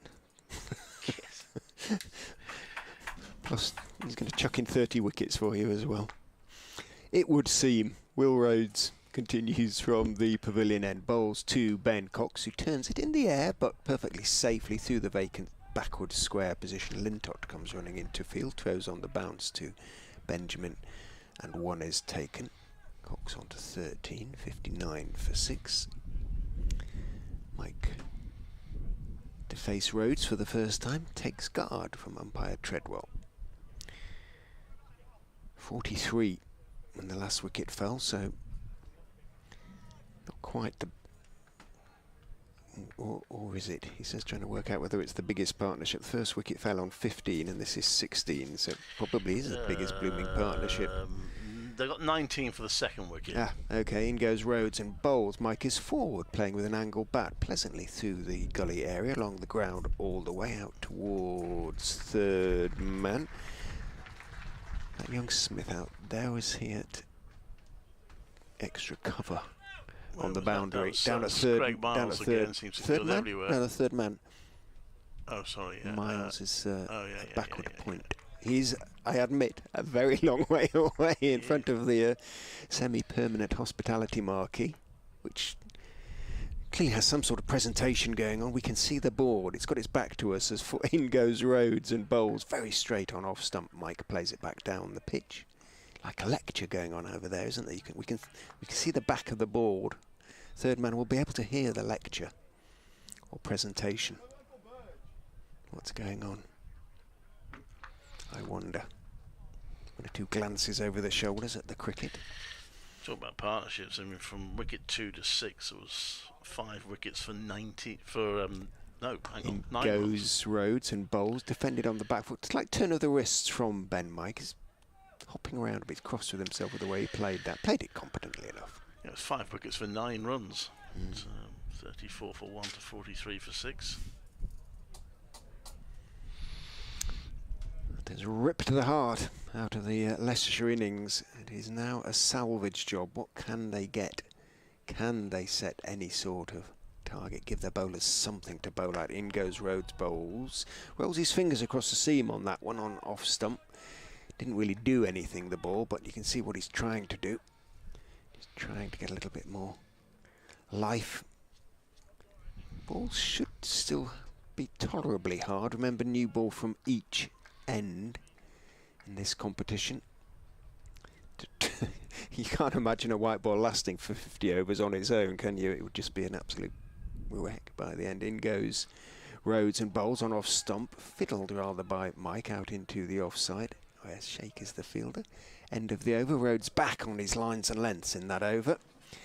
1 for 13 from 5 for him, just the 3 runs from the over. 19 have now been bowled, 61 for 6. Well, they're trying to rebuild here. They've stopped that flurry of wickets, as say 5 wickets for 9 runs. But they have a lot to do. We're going to see Craig Miles have a bowl now, 4th bowler used. Taz Ali, who did bowl a full 10 overs in this one previous List A appearance for Warwickshire last season, has not had a look in, and he might not get one if the wickets keep coming for these 4-seamers. Craig Miles. Right arm. Yes. Get that right. I was probably thinking of David Payne or someone like that, sort of gloss, left armour. He's not got 2 attack in the field. compulsory 5 fielders inside the circle. He has a little hop and a skip, and in he comes to bowl to Cox, going down the leg side. He started with a wide. Well, this happened against Chelsea. He ended up with figures that weren't too bad, and yet he went for, I think, 6 wides during the course of the innings. So he does stray a little bit. I'm just thinking, sort of a bit like yourself, quite a few of these Warwickshire players won't have been here for a while, if at all. And we'll just have to adjust slightly. Miles certainly has been here for Claws. He's in again to bowl to Cox, who moves across the stumps and plays it to square leg for a single. But there is a sort of marked difference between the Bennett end and the Pavilion end because of the slope in terms of one's approach as a seamer.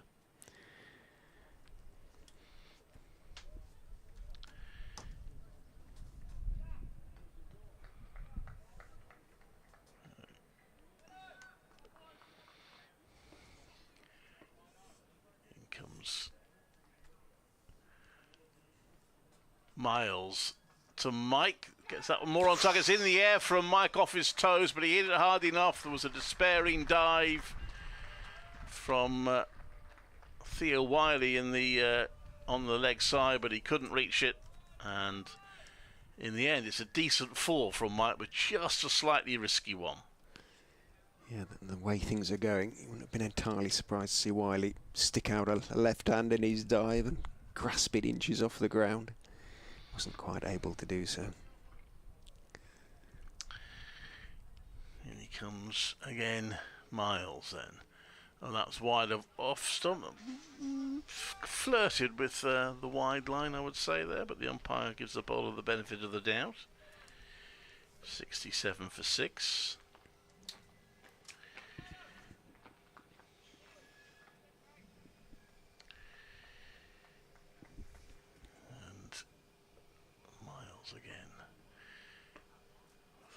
Hospitality boxes behind him and the press box, comes into bowl, and he tries to hoik that away. Ben Mike doesn't get hold of it at all, and the ball ends up by his feet, and he goes a little walkabout. Might have taken a bit of the ball in his ribs there, but anyway, he's okay. 67 for 6.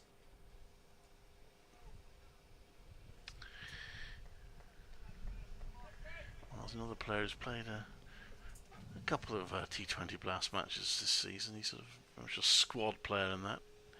Gets his opportunity when there's an injury or two. He comes into bowl now. That's driven by Ben Mike, but he hasn't got it away. Hamza Sheikh makes a good stop, diving to his right, and there's no run.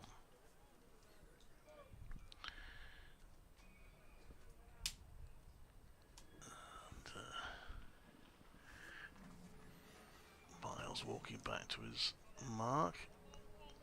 Saw Taz Ali there having a little bit of a limber up, so maybe he's going to get his opportunity now. This next one is just wide of off stump, and it's very nicely played by Ben Mike. Took full advantage of that width to guide that away to the backward point boundary for 4.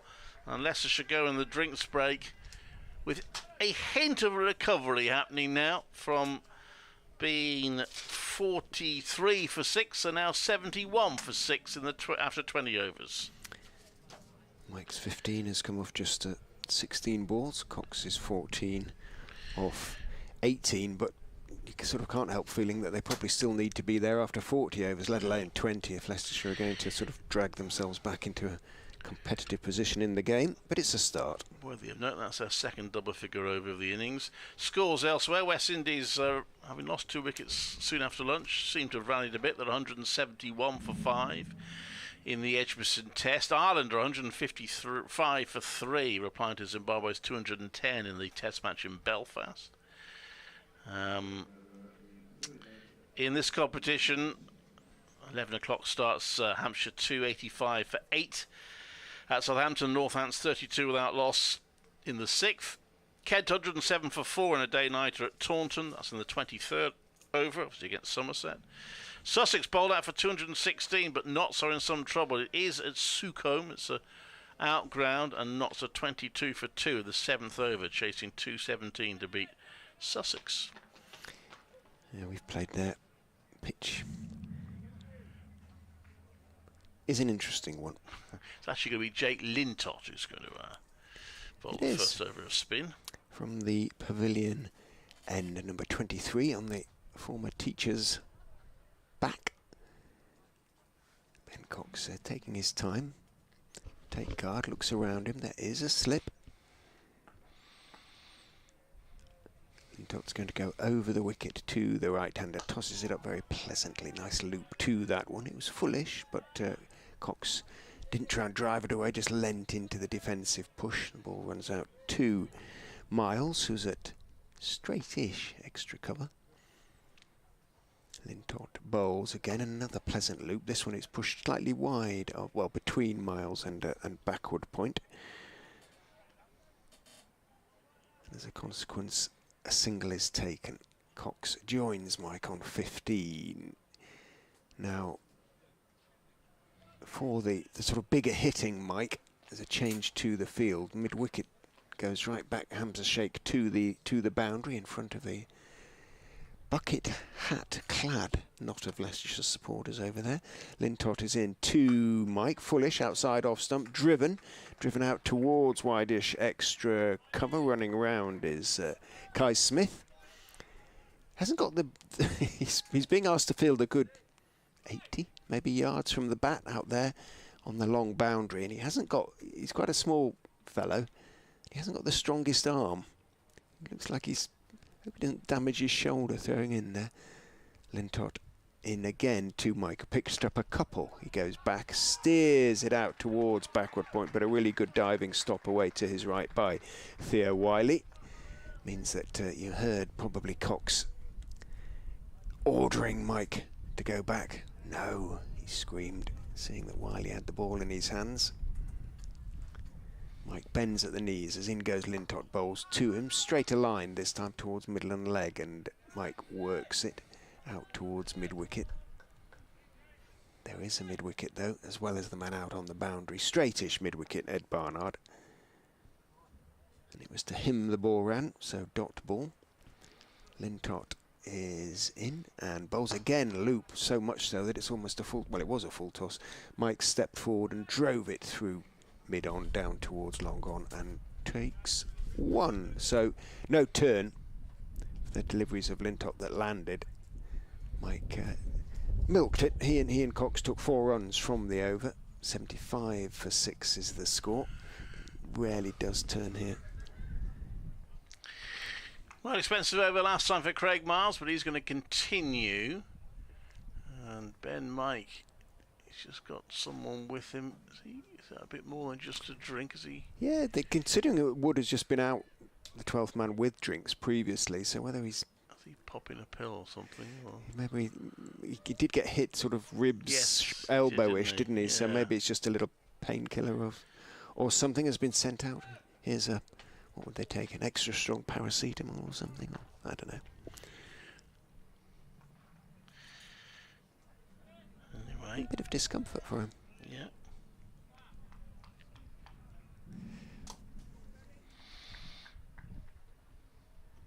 So Miles is poised at one end and ready to come in.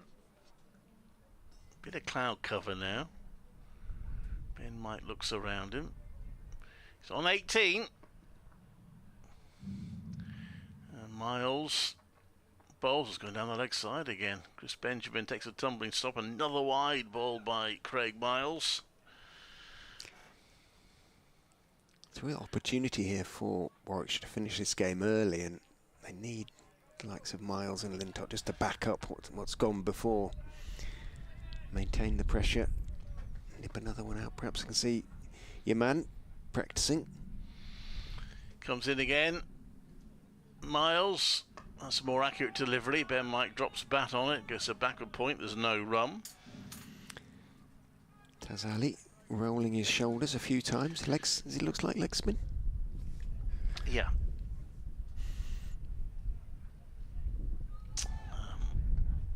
Be a bit soon to change either Miles or Lintott. Perhaps he's just hopeful, trying to catch his captain's eye. Miles is driven by Ben Mike. There's a sweeper out there on the offside. They think about a second, but it's not there. And it's 1 run, 77 for 6.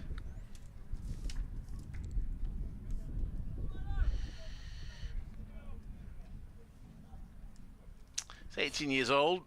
Tazim Chowdhury Ali, to give him his full name. So just had that one game against Derbyshire last season where he took 1 for 49 in his 10 overs.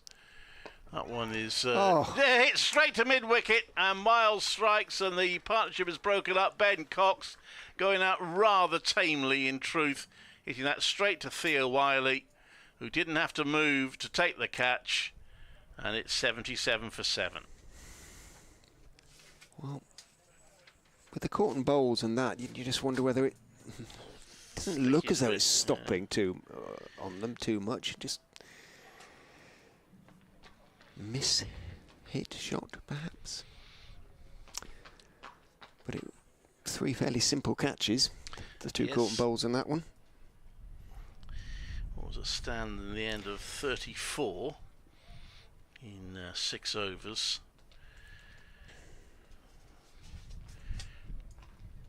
But they're running out of partnerships. Afraid they are. Well, the last of the all-rounders. Scriven is a very useful bat, a genuine all-rounder. But he is the last of the all-rounders, and there's a lot of pressure on he and Mike, who's taking more pills from the 12th man. While we have the change of bat, going to have a word with Tom Scriven.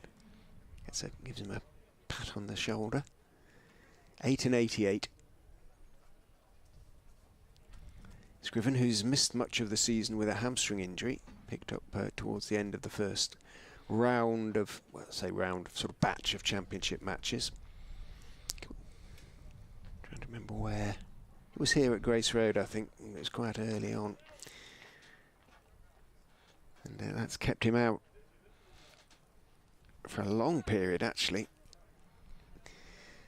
Even the young can't get over hamstring injuries as quickly as they would like. A good 6-7 weeks, really. But getting back into it now. Scriven, who was one of the players of the season last season for the Foxes. Real breakthrough season for him. Oxford born. So Miles into him. It's a good delivery, and testing more. She just digs out. Yorker length delivery, plays it to mid-wicket. There's no run. So Warwickshire in for the kill now. They did do this last season. They bowled teams out cheaply in the competition quite a bit last season. Helps, doesn't it? It does help, yes. As I say, they've got a ridiculous amount of wickets in the T20 Blast this season as well, so obviously with a different bowling lineup. Although Miles has been part of it on occasion. He comes into bowl, and that's played out to the offside for no run.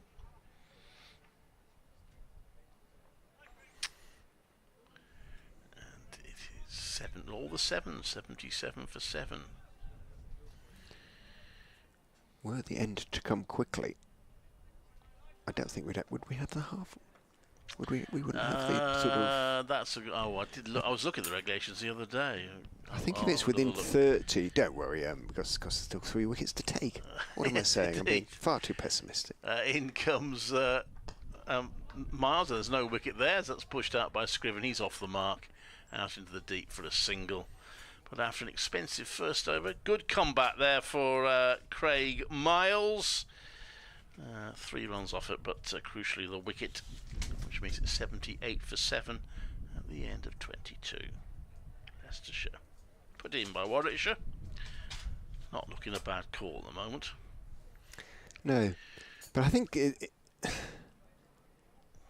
wasn't an automatic call, and I think the pitch has helped, but I don't think it's been. It's no. We know for a fact. We know from Wednesday. It's not a sort of unplayable pitch, but by any stretch of the imagination. It's been sort of a certain amount of liveliness about it, but it's been good bowling, I think, and some rather poor batting. Lintott to continue from the pavilion end is into Scriven, who is driving, and he's going to pick up one in the end. Good work down below us by Michael Burgess, running along the boundary from long on towards long off, getting there. Hannon Dolby sort of rather dived across the ball at mid-off there, dived over it. Last season, Warwickshire bowled Somerset out for 230, Gloucestershire for 120, and Worcestershire for 108. In goes Lintott, bowls, and taken in the end by wicketkeeper Benjamin. He whips off the bails, but Scriven hadn't gone out of his crease. And then Warwickshire bowled out for 93 in the semi-finals. Liam Dawson 7 for 15 for Hampshire. The biter's bit. And that was at, where was that? That was at Edgbaston. Was it? There's no excuses, I'm afraid. Yeah. Lintott is in, tosses it right up, full toss again, and just sort of paddled around the corner in the air by Tom Scriven, but good work down there, running across some deep backward square stroke long leg towards fine leg, means that it is just a single. Scriven on to 4, 81 for 7. Not yet at the halfway point of the innings.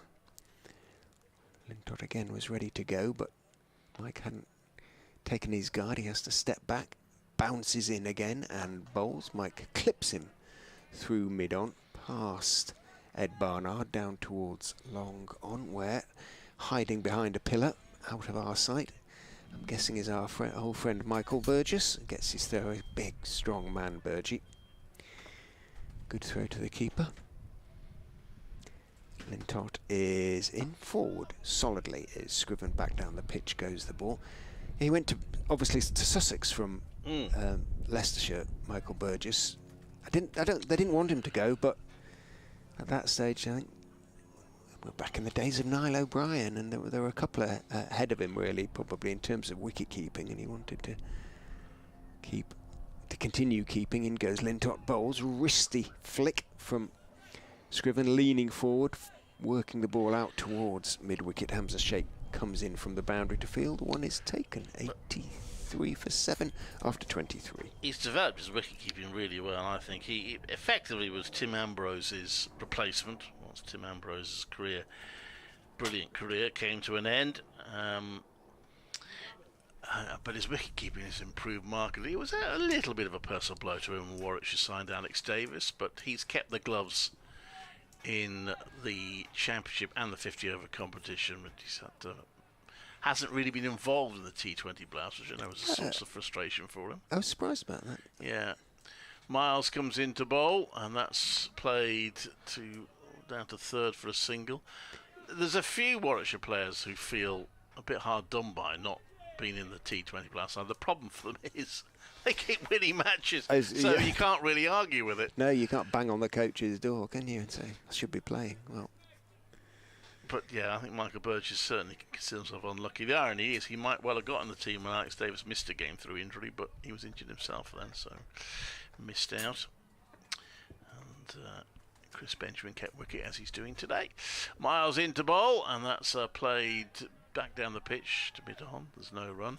Warwickshire only playing one group match at Edgbaston this season because they've taken 3 of them out to rugby school, which I'm terribly excited about. It's a marvellous move. I'm trying to detect whether there's any sarcasm in you mean it, do you? Yeah, okay. I've been harping on about this for longer than they'd care to remember, really, about the need to get to outgrounds. Yes. I mean, it is, yeah, I know what you're saying. From a broadcast point of view, Miles comes into bowl, it's down to third for a single. It is much easier to rock up at Edgbaston and everything's there for you. It can be a challenge going to an outground, but it's a challenge I don't mind. I do love the outgrounds. Leicestershire playing a game at Kibworth again this year, 10 I've miles never down done to the south. Well, there's only been one previously, Okay. which was last season against Essex, and it was a real success. Yeah. Well, this competition has given that opportunity. Miles into bowl, and that's played out the offside. There's no run. I went for a site visit a while ago. They're working very hard at the school to make it all work. Very impressed with that. Leicestershire play occasionally at Oakham, it's kind of on and off a bit. It used to be really regular up ground. But I don't think I've ever done one there. I don't recall. Every now and then I've got an idle moment. I try and work out how many grounds I've been to, but I forget these days which ones I've been to, which ones I haven't. That one is hit into the ground by Mike, and it's fielded by Will Rhodes on the bounce at slip. He's through for 1. 86 for 7. And Mike on 21, holding things together for his team. Oh, sorry, that was Scriven. I beg your pardon. Scriven with the single there. He's on 7.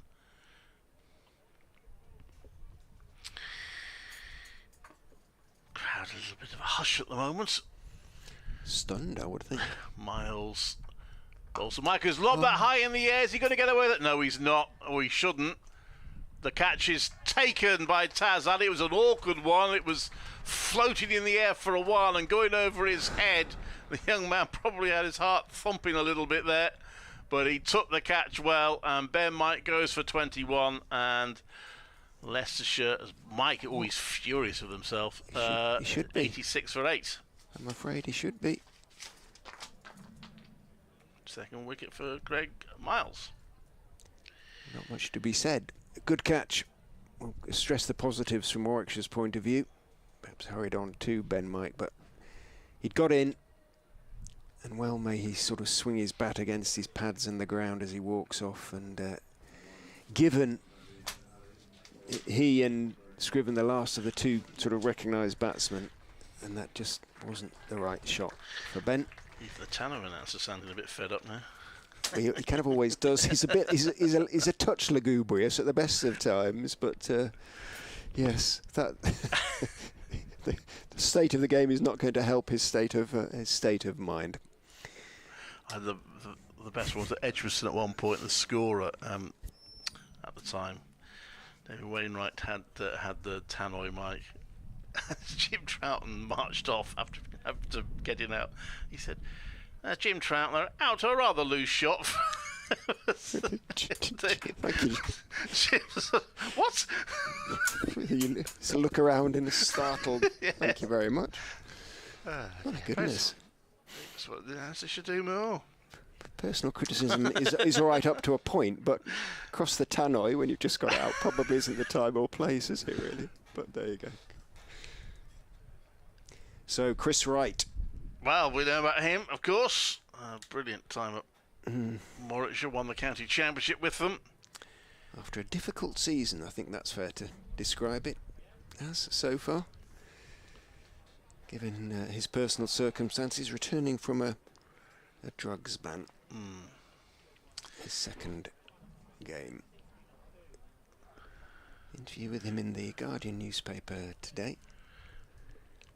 Talking about the circumstances of what happened. Well, he used to be regular night watcher for Warwickshire. Oh, he's perfectly capable. I mean, he's got a lot of first class, best part of 3,000 first class runs to his name, as I recall. I'll tell the story about how he batted at number 3 once, and it wasn't at the end of the day. I'll explain that in a moment. Lintott is in. Scriven clips it, but only as far as mid-wicket. There's no run. Sorry, 4,000 first-class runs, 3,900. Well, Warwickshire playing a county championship match at home. It wasn't a terribly good pitch, in truth. Lintott bounces in, bowls, back goes Scriven, works it towards point. Good sort of half stop falling to his right. In the does get a single. First in his opening batter, Ian Westwood broke a finger. Now batting coach with Warwickshire, and they took the decision rather than make everybody move up one, they just slotted Chris Wright into number 3 so that everyone else would bat in their normal positions. I seem to remember he had a few shots, got a few runs, did all right. They lost the game, but it was close. Lintott is in, nice loop. Wright waits and plays it defensively but firmly as far as Barnard at that short, straight mid-wicket position. I think they lost by 1 wicket actually. So. Lintott is in, bowls, right is forward, thick inside edge, it dribbles out through square leg, and he's going to get off the mark because square leg is out, back on the boundary, deep backward. Yes, my experience of watching, I mean, he's played some really good innings, but very effective defensive bat. Once he starts to try and attack, like so many sort of solid tail enders, can get himself into a little bit of trouble. Lintott is in, to Scriven, goes back, edge is caught brilliantly at first slip, diving to his right, went back, tried to cut it away, thick edge, it was well wide of first slip, but he dived, stuck out his right hand. He was almost sort of going the wrong way, but stuck out his right hand and held a quite brilliant catch. Oh, superb work, but goodness me, this game is going to be over quickly, folks. That was Will Rhodes with the catch. Sorry, I should have said. No, what a catch that was there. Brilliant. It is going Warwickshire's way at the moment. I'm in danger of having to go back to the office here. I could do with Leicestershire prolonging this a little bit more. You could get away. I think you could get away with it. Well, dearie me. As I say, I did it a couple of times last season in the competition. I wasn't really expecting to hear Leicestershire, obviously a decent 50-over side. But of course it is back-to-back white ball matches where Essex have rather been skittled by the Bears. Happened in that last group game, the T20 Blast. And I'm afraid from Leicestershire's point of view it's happening here.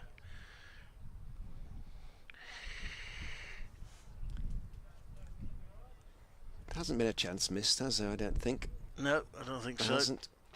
Most of the catches have been very straightforward, it has to be said. That was not. Yeah. That was not.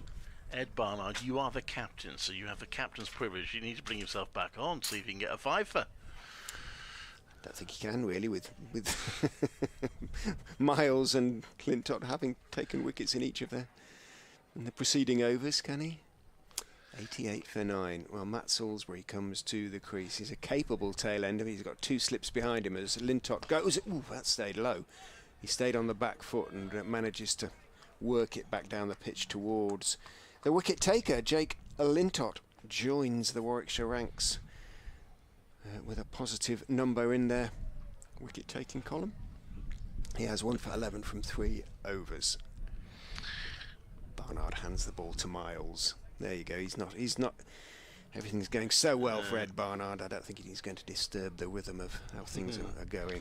No, indeed. Heading for 2 wins out of 2. He captained 1 game of the T20 Blast, and I can't remember off the top of my head whether they won that or not. I think they made. Well, they won most of the group games. It was likely they did, but I can't remember for certain. Miles comes in to bowl to Chris Wright, who drops the bat on that and plays it to backward point. There's no run. 88 for 9. The rather sorry Leicestershire score. There's a chance that this game finishes before some of the games that started at 11. Yeah. And the crowd, well, you say it's quiet. It's absolutely stunned. It's a decent turnout as well, and this is a sort of real blow for Leicestershire. Yeah, day-night as well. Floodlights have not come into play yet. That's played back to Miles. There's no run. I suppose if you're looking for silver linings, the cost of the floodlights isn't going to be a factor. But true. Boy, you're looking hard for a silver lining at the moment, aren't you? As wasn't it Woodhouse said, if you find a silver lining, that cloud is some little dissembler.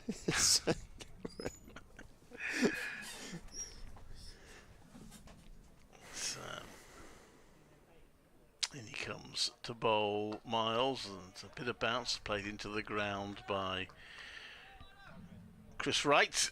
Powers, I don't think would have crossed, but should didn't cross. I was just thinking of how many of the Warwickshire, any of this Warwickshire team would have been a teammate of Wright. Hannon Dolby certainly would have been. Would have been around for sure. He might just have crossed paths of Will Rhodes. Otherwise, sure, not many. Miles. In. Oh, he's played on. They're all out for 88. Inside edge, onto his stumps, right out for 1. Craig Miles strikes, and Leicestershire have been bowled out for 88 here at Leicester. The cup holders having a day to forget in the competition today. But a great bowling performance from Warwickshire, who've made very short work in just over half the allotted overs. They bowled Leicestershire out for 88. Well, what is to be said? Well, I think we ought to start probably with the bowling figures, because led by Ed Barnard, it's been an outstanding bowling performance by the visitors, and you can only sort of congratulate them, really. They made the most of the conditions, which I emphasise, I don't believe were too bad in that respect. Anyway, Oliver Hannon-Dolby took 1 for 26 from 7 overs, no maidens. Ed Barnard 4 for 21 from his 7 overs, no maidens. Will Rhodes 1 for 13 from 5 overs, 1 maiden. Craig Miles 3.3 overs in the end, finished with 3.4 overs, finished with 3 for 16. And Jake Lintott 1 for 11 for 3 overs. Their batters with very little to do. Happens now. Well, the regulation seems to say to hit. No, or maybe so. We do have it all, do we? Just as if there is, unless it's somewhere else in the regulations. If you quickly, you know, we provide sort of what in Yorkshire would be called tea, as in a sort of proper meal normally. But I've got a feeling they still might be serving lunch in the restaurant. But well, we're coming up to 4 o'clock, so hopefully not. But whether tea, in inverted commas, will be ready, I have absolutely no idea at the moment. So we will go and find out what's going on. We believe there'll be the full interval. If for some reason they come out and crack on and say, well, we want to beat the traffic, we will be back with you. But obviously the pictures will stay on the stream, and we'll be back with you just as soon as we if anything happens early, we'll be back with you. Otherwise, we'll be back with you for the resumption at a normal time. Bye for now, he says in a shocked voice.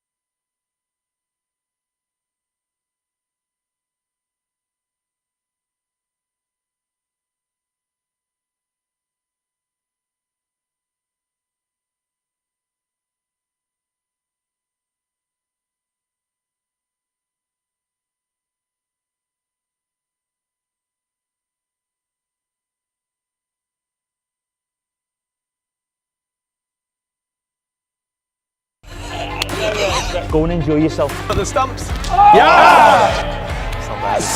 Let's go! We're in business, ladies and gentlemen. Oh my God. We're at the training ground today ahead of the Sporting Capital Takeover, celebrating Leicester's excellence in sport, and we're going to combine football and cricket as the Foxes go head to head.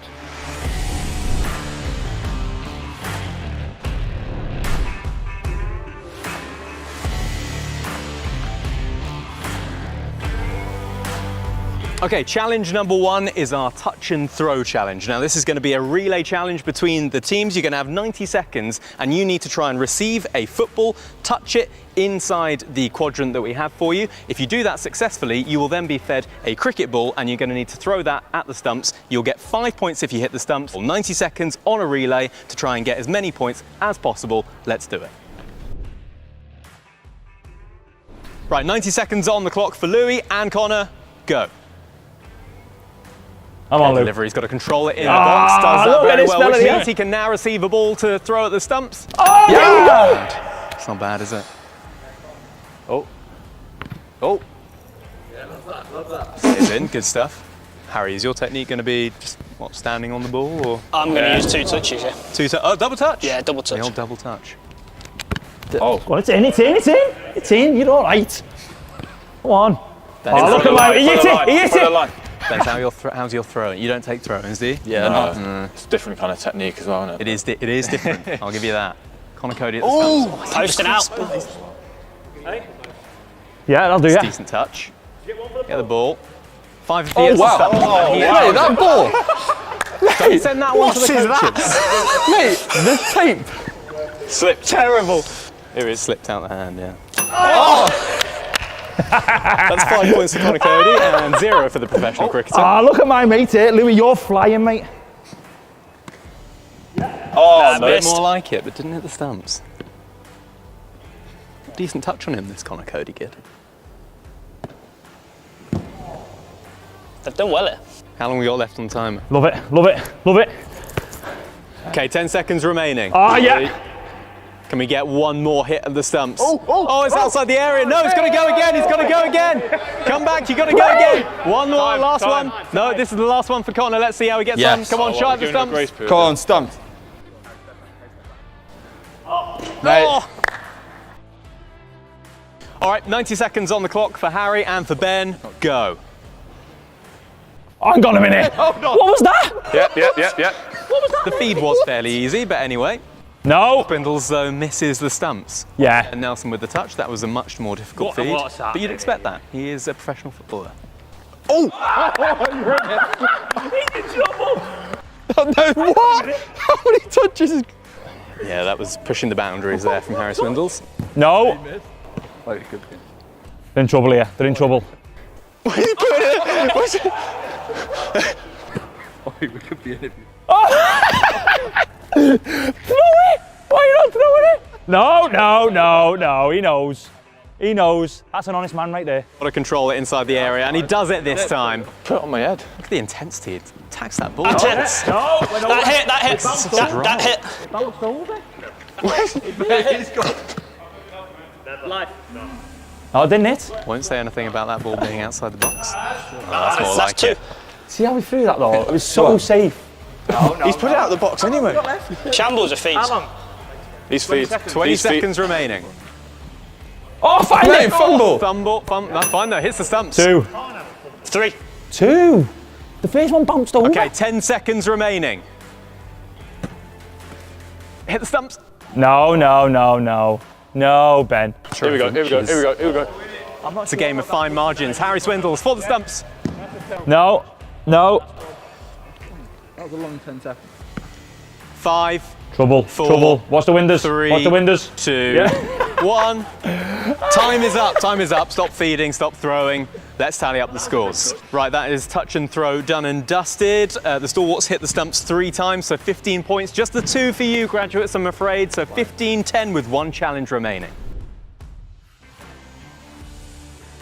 Okay, time for our second challenge. It is the football challenge. It's our old friend, the crossbar challenge. 3 attempts each to hit the crossbar, 1 from the 18-yard box, 1 from the edge of the D, and 1 from the white cone. You will receive more points the further you are away from the goal. I think the professional footballers should probably go first. Right, Connor Cody is up from the 18-yard box. 3, 2, 1, and we're underway. Ooh, not far off. Okay, edge of the tee. I'm going to say that was actually lower. Right, white cone. Bit of juice behind this one. Bit of juice behind this one, says Ben Nelson.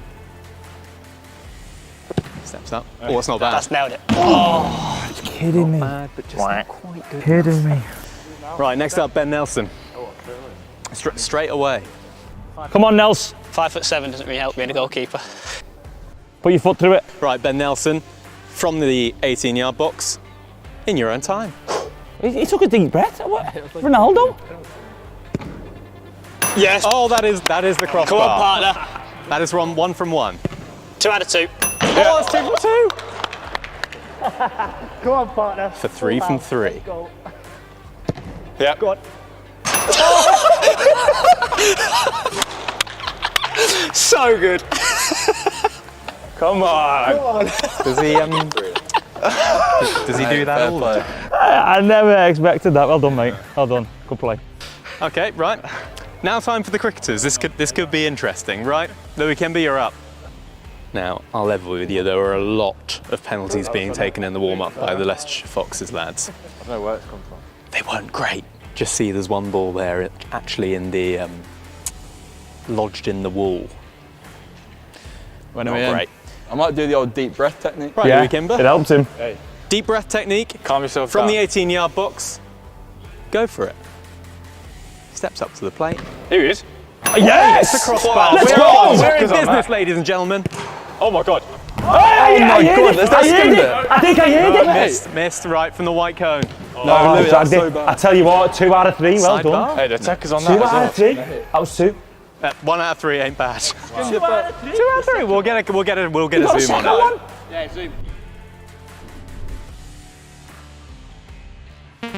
I was actually told off camera that Louis Kimber is the best footballer in the Leicestershire Foxes lineup. Harry Swindles claims that he is the best footballer. So let's see. Yeah. Oh, Yeah. Not great. Thinks he's at the Tigers. Edge of the D. No. Okay, Another a free little throw. less Get a height bit behind this us, lady. From the white cone. Here we go.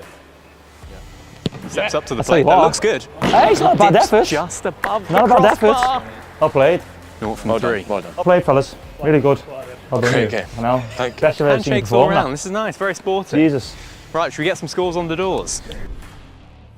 Now, ahead of the crossbar challenge, it was Connor and Louis leading the way, but thanks mainly to, well, actually no, thanks fully to Ben Nelson and not remotely to Harry Swindles, they take the crossbar challenge and the overall challenge by 18 points to 16. So then it's victory for the graduates, and a reminder that the Sporting Capital Takeover all takes place on the 31st of May. The Foxes taking on the Yorkshire Vikings in their opening game of the Vitality Blast. Come on down to the Upton Steel County Ground wearing your Leicester colours. You can get tickets right now via the club website or in the app.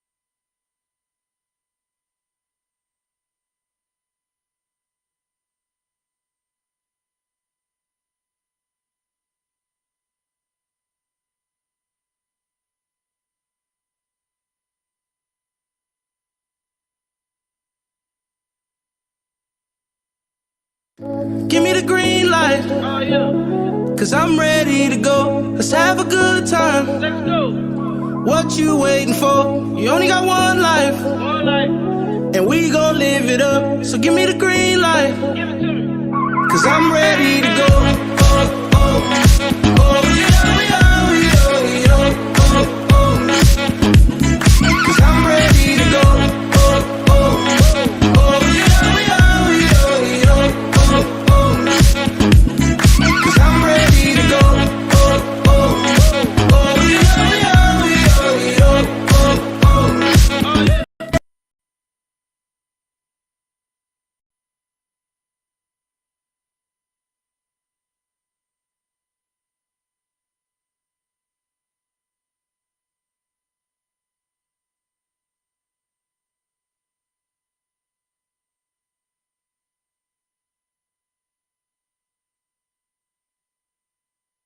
Give me the green light, cause I'm ready to go. Let's have a good time. Let's go.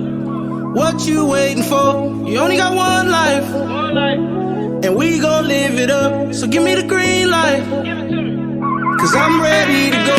Oh, oh, oh, yeah, yeah, yeah, yeah. Oh, oh, cause I'm ready to go. Oh, oh, oh, yeah, yeah, yeah, yeah. Cause I'm ready to go. Oh, oh, oh, yeah, yeah, yeah, yeah. Oh, yeah. Give me the green light. I got the green light, mommy, and you know what that means. That we can do anything, anything that you dream.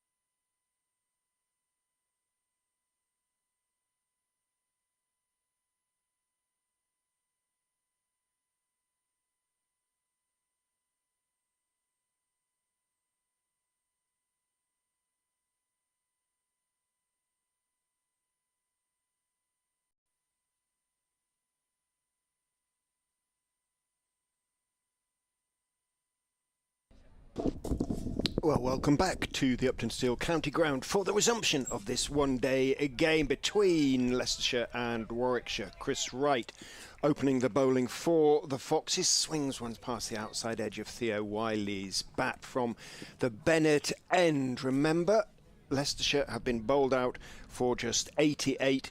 Warwickshire's target to win and make it 2 out of 2 in this Metrobank one-day competition, just 89. Commentary being brought to you by BBC Radio's WM and Leicestershire. Clive Eakin and Richard Ray, your commentators for the game, as Wright, against his former side, bowls to Wiley, who just brings his bat inside the line for decent delivery that swings past outside off stump. All a little hurried, I'm afraid. Apologies for that, because, well, nobody could quite have anticipated what happened this afternoon. Leicestershire bowled out for 88 in just over 25 overs. Right, pushes back his long mane of black hair, comes running in and bowls to Wiley, who is playing in defence off the off stump. Standing up tall, he's quite a tall young man, slightly angled back, running it out towards Harry Swindles, who's at a sort of backward point stroke gully position. Clive has managed to join me up the stairs after his fish and chips. It all happened very quickly there. I think Leicestershire sort of wanted to get on with it, and the umpires likewise. This is first team innings. Theo Wiley made his debut at Chelmsford, but didn't actually get to the crease. He waits as Wright goes in, bowls to him. He just turns his wrists on that defensive push, and the ball runs back up the pitch on the onside, fielded by Leicestershire skipper Lewis Hill, coming in from mid-on. There was, as we sort of mentioned beforehand, it's a sort of slightly stunned feeling around the ground as we legged it downstairs to grab our fish and chips. Thank you to the Leicestershire caterers, who still managed to produce a wonderful meal despite extremely short notice and probably about an hour and a half before they anticipated having to do so. Wright is in to Wiley, who again is defensive on the sort of not quite back foot. He's leaning forward. Weight is slightly on the front foot. No great stride, of course, and he has quite an endearing little habit of lifting his right heel off the ground, having played the shot that I've already picked up on. No doubt Clive will get used to that over the coming years. As you watch players, you see the sort of little habits that some of them have, little distinctive ticks almost. As Wright is in, bowls to Wiley, who's forward on off stump. There he goes again. He's going to do it after each one. Lifts up his right heel, having pushed the delivery out into the offside. And there is a round of applause for a very respectable first over from Chris Wright. A maiden, in fact. So Warwickshire already under pressure as the run rate increases to 1.8. Yeah.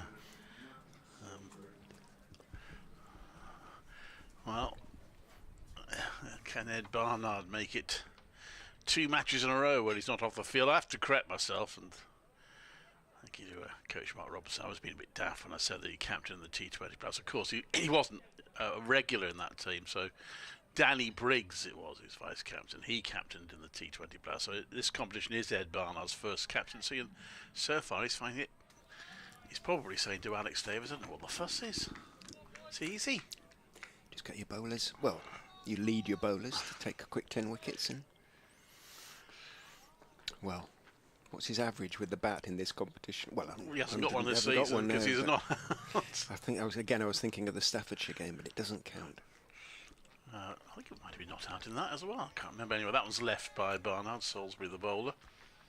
Yeah, it's a Salisbury bowler. Yes, it is. And still none for none. If this was the first innings, Leicestershire should be pretty happy at the moment. 7 balls, no runs. But when you got 88 to defend. The first sort of 5 overs of the Leicestershire innings were relatively uneventful. Yeah. 15 without loss. He comes in again, Salisbury, and just turns it round his pads there, Barnard. Quite get the bounce of the ball right. He hit it from high on the bat. In fact, he didn't hit the bat at all. It's a leg by. So the first run on the board is a leg by. Perhaps Warwickshire can try and win this entirely with extras. 1 without loss. 89 is the target. And that would give them 2 wins out of 2 to start the competition. Won 7 out of 8 group games last season. This next one is a play just, Theo Wiley almost had his first run there. I think probably should have done, but Ed Barnard didn't fancy it. It was going to back a point. The field had a bit of ground to make up. Stop the ball. I suppose a very quick throw could have put Ed Barnard in danger, but anyway, Theo will have to wait. He was running to the danger, would have been running to the danger end, wouldn't he? So fair call, probably. 18 years of age, Theo Wiley.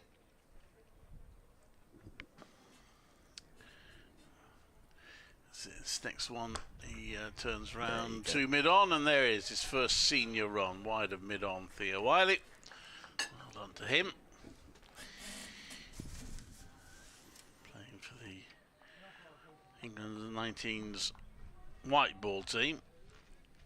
In the current series, he just played the one match, made 4 at Hove. He played in the World Cup as well, with 61 against Zimbabwe.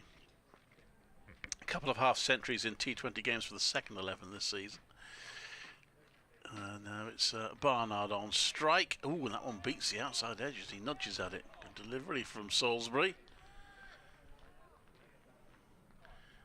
And there is no run, 3 without loss.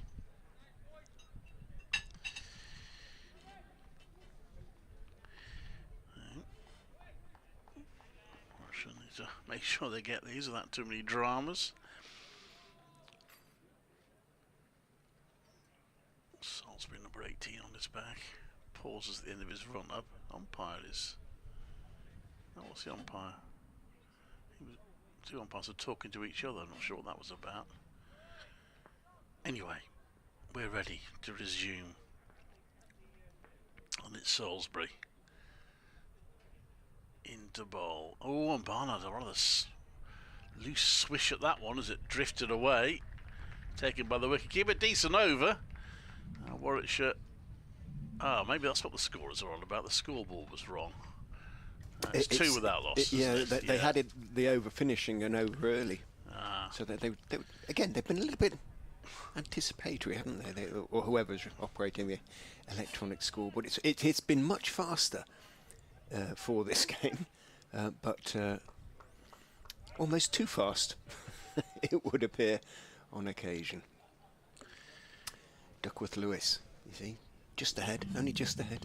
It goes right and bowled down the leg side. That'll be signalled wide, and is by umpire Tom Lungley. Still, they haven't changed ends, have they? I suppose they don't for this competition. Tom Lungley standing at the Bennett end.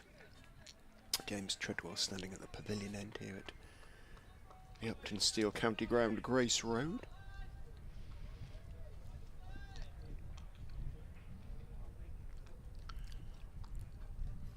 Right turns, leans forward, gets into his run, bowls to Wiley, who turns it out towards mid-on, sees that hill is quite deep, really, not on the edge of the circle, but still quite deep, and already has enough nous at his tender years to call Barnard through for the quick single.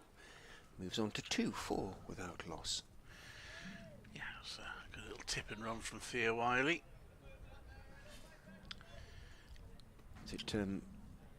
Is it very familiar watching Wright with his little sort of ticks and the run and everything? It's been a few years, mine. Exactly. In he goes and bowls and turned a little bit short and turned by Barnard to get off the mark out through the vacant square leg area down towards Liam Travaskis, who's out there on the boundary. Should Leicestershire be just posting close catches because they aren't going to defend this score? They would argue, I suppose, that could be an update coming for BBC Radio Leicester. A bit of Billy Joel comes into our earphones. Piano Man. Suitably mournful tune for the Foxes at the moment. Oh, it's gone again. In goes right and bowls, and forward goes Wiley with a nicely angled bat, steering the ball down to third man where Ben Mike is the fielder. Mike at third man and Travaskis at deep square being the 2 men outside the circle. Well, that was a brief little burst from Billy. He's gone now, so perhaps there isn't going to be an update. Perhaps they checked the score and thought, oh, maybe not. Yes. Shall we go to Richard? Crumbs. Possibly not. 6 without loss. Wiley on to 3. Right. Is in bowls to Barnard, who is just leaning forward into a defensive push on off stump, dropping the ball out towards Budinger in the covers. I've told the story before about Chris Wright's signing his arrival at Warwickshire, which came mid-season. He came on loan from Essex, where he couldn't get into a team that was at that time struggling in the second division. I remember I read about it in the old CFATs, remember those days, because I was on holiday at the time, and I thought, what have they signed an Essex reserve for? Turned out to be not a bad signing. In he goes and bowls full, but outside off stump, bouncing and swinging a touch. Barnard was tempted into the big drive and missed it. Well, it was bowling coach Graham Welsh who had worked with him at Essex, and it was Graham who told Ashley Giles they should sign him. And Ashley Giles, he said to me once, I looked at the guy's record, plus I'd seen him in a second 11 game. I thought, really? But to Ashley Giles' credit, he trusted his bowling coach, and so went with it, and he ended up playing a big part in them winning the championship. Right, he's into Barnard. He's bowled in with a beauty, an absolute beauty. Pitched around about middle and off, just swung away, clipped the top of off stump, and Ed Barnard, well, he has had a spectacular run in the competition in terms of everything he's done so far, but it's not going to continue with the bat in this game against his former county. Chris Wright has produced a delivery to remember to trim Barnard's off bail. He goes for 1, 6 for 1. So, not quite the Midas touch this time for Ed Barnard. Well done from Chris Wright. It's all Leicestershire can do, of course, is just bowl and feel as well as they can and see what happens. They got the satisfaction of a wicket, 6 for 1. Need a few more before Warwickshire start getting worried at all. But Will Rhodes is next in. That was swing, wasn't it? It does underline that, you know, if they had managed to get anything approaching 250, it could have been quite a test. But 88, you would think not. It's the last ball of the over. 3 overs bowled. Wait, Popwell's Graham, he loves a swing bowler, doesn't he? And Wright has always swung it. Just has never been express. Lively, but never express. But you know, with a red ball, he is a handful, and with a new white ball, it would seem as well. If there's a little bit there for him, he usually finds it. So, Salisbury now be bowling at that Wiley, so they've got a, to all intents and purposes, a debutant at one end and a wicket at the other. Who knows? Salisbury comes in to bowl to Wiley. 2 slips in place. He drives it. It's upish, but it lands short of the bowler. And it's fielded well by Salisbury off his own bowling in the end. Not a caught and bowled chance, though he thought it might be momentarily.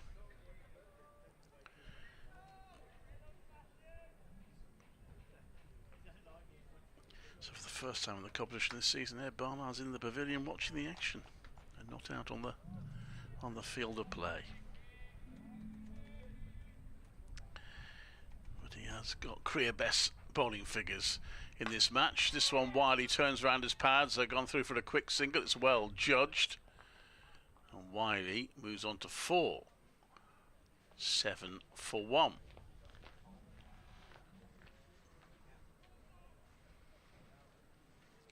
Target 89, remember, that's the problem for Leicestershire. Otherwise they'd be in a good position. Yeah, quite a big problem. Yes. They might be kicking themselves. Much the same as the iceberg was for the Titanic, really, isn't it? Even 150 they might have been in the game at this point. But well, it's not a terror track. in comes Salisbury, and Rose doesn't quite time that, plays it to mid-off. We did think on Wednesday it wasn't quite coming on sometimes, but the Leicestershire batters seemed to be able to adjust against, obviously, a very different attack. sort of relatively inexperienced Notts attack.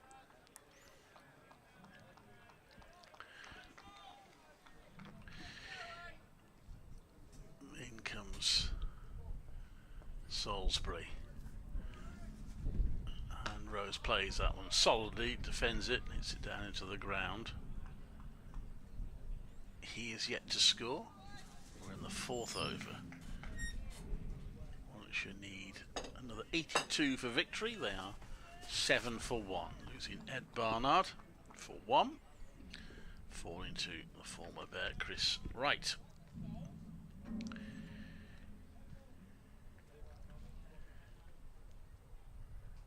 Salisbury.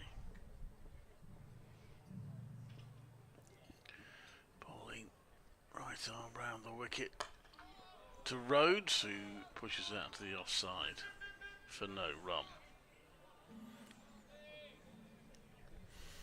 I wonder if there's a few who are thinking of coming for the sort of coming after work and enjoying an evening's cricket, wandering into the ground, standing looking at the scoreboard, scratching their heads in disbelief.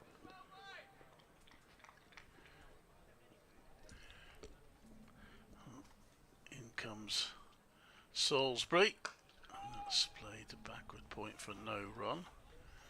Well, each wicket has averaged less than 9 at the moment, isn't it? It's 7 for 1 Warwickshire at the end of that solid enough over. It was a quickly run single by Wiley in it.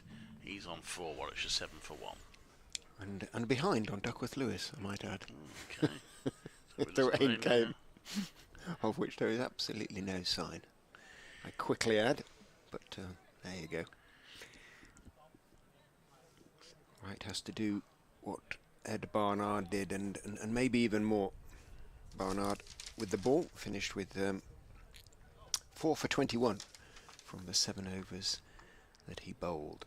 Wright at the moment has 1 for 4 from 2. In he goes and bowls to Theo Wiley, who's hit on the pad. It's a late... Oh, he's given him.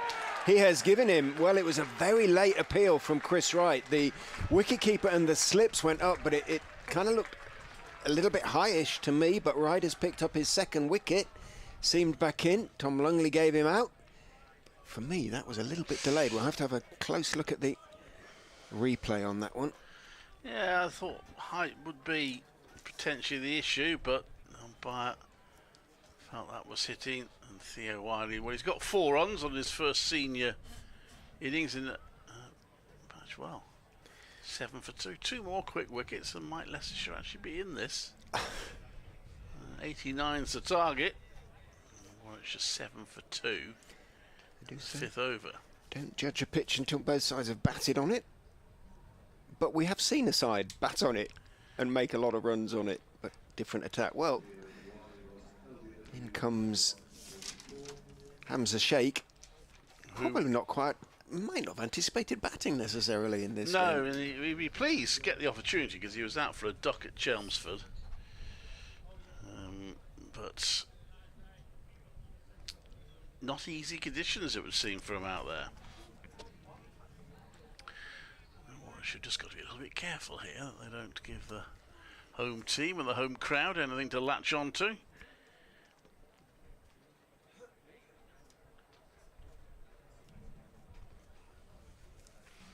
Batters have a chat.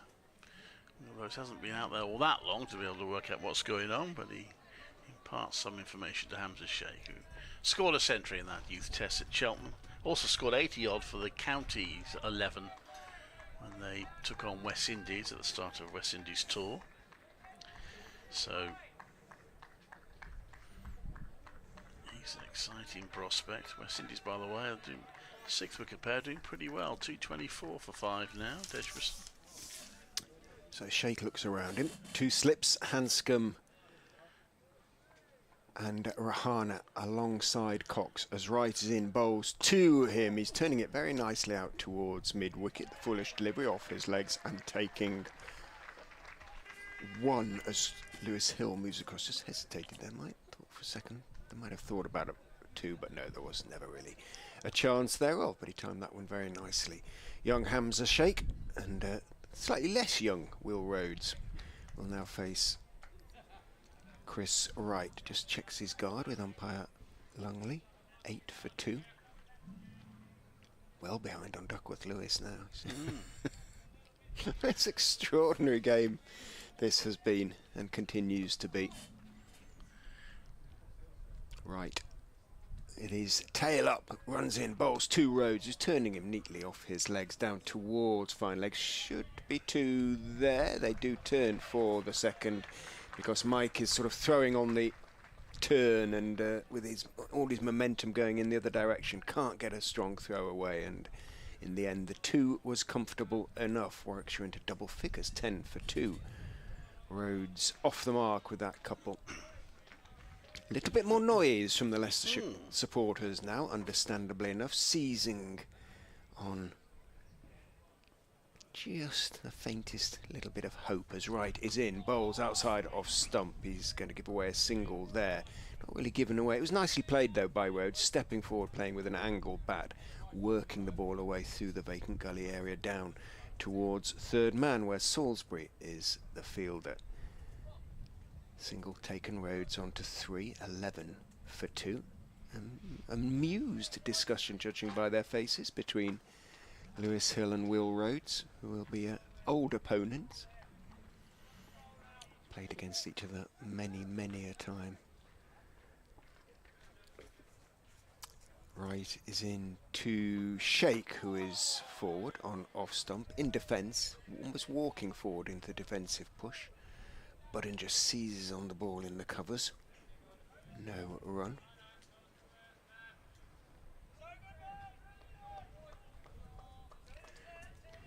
Wright's first wickets of the season for the senior side.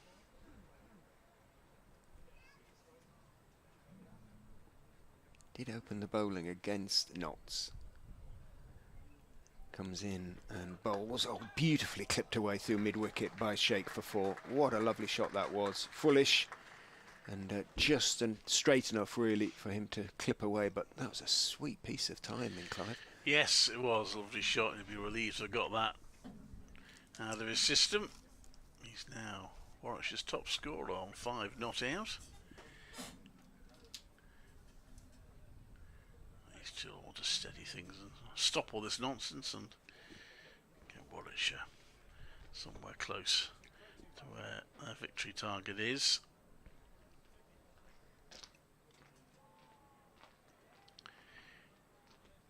Salisbury to continue, and he's bowling to Will Rhodes. 2 slips in place. Rhodes punches that to mid-on where there is a slight misfield, but not one that costs anything from Ben Mike, and no run taken. He did the most important thing, which was to stop the ball there, Ben Mike, though he didn't handle it cleanly.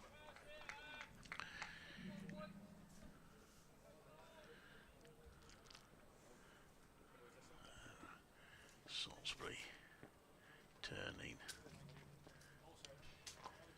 and bowling to Rhodes, who places that nicely to square leg. That might go all the way. The fielder down at long leg is trying to reel it in and does so. So good piece of fielding, but they get 3 runs.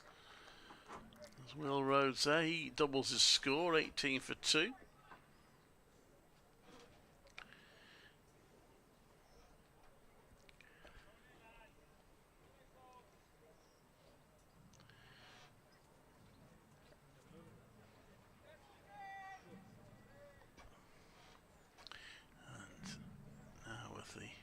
Right-handed shake in. Salisbury will go over the wicket.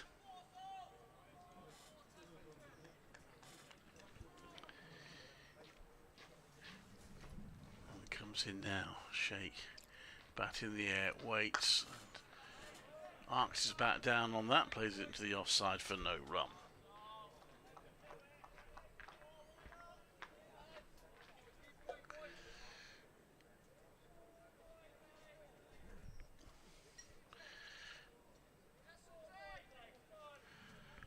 Good opportunity for Hamza this competition.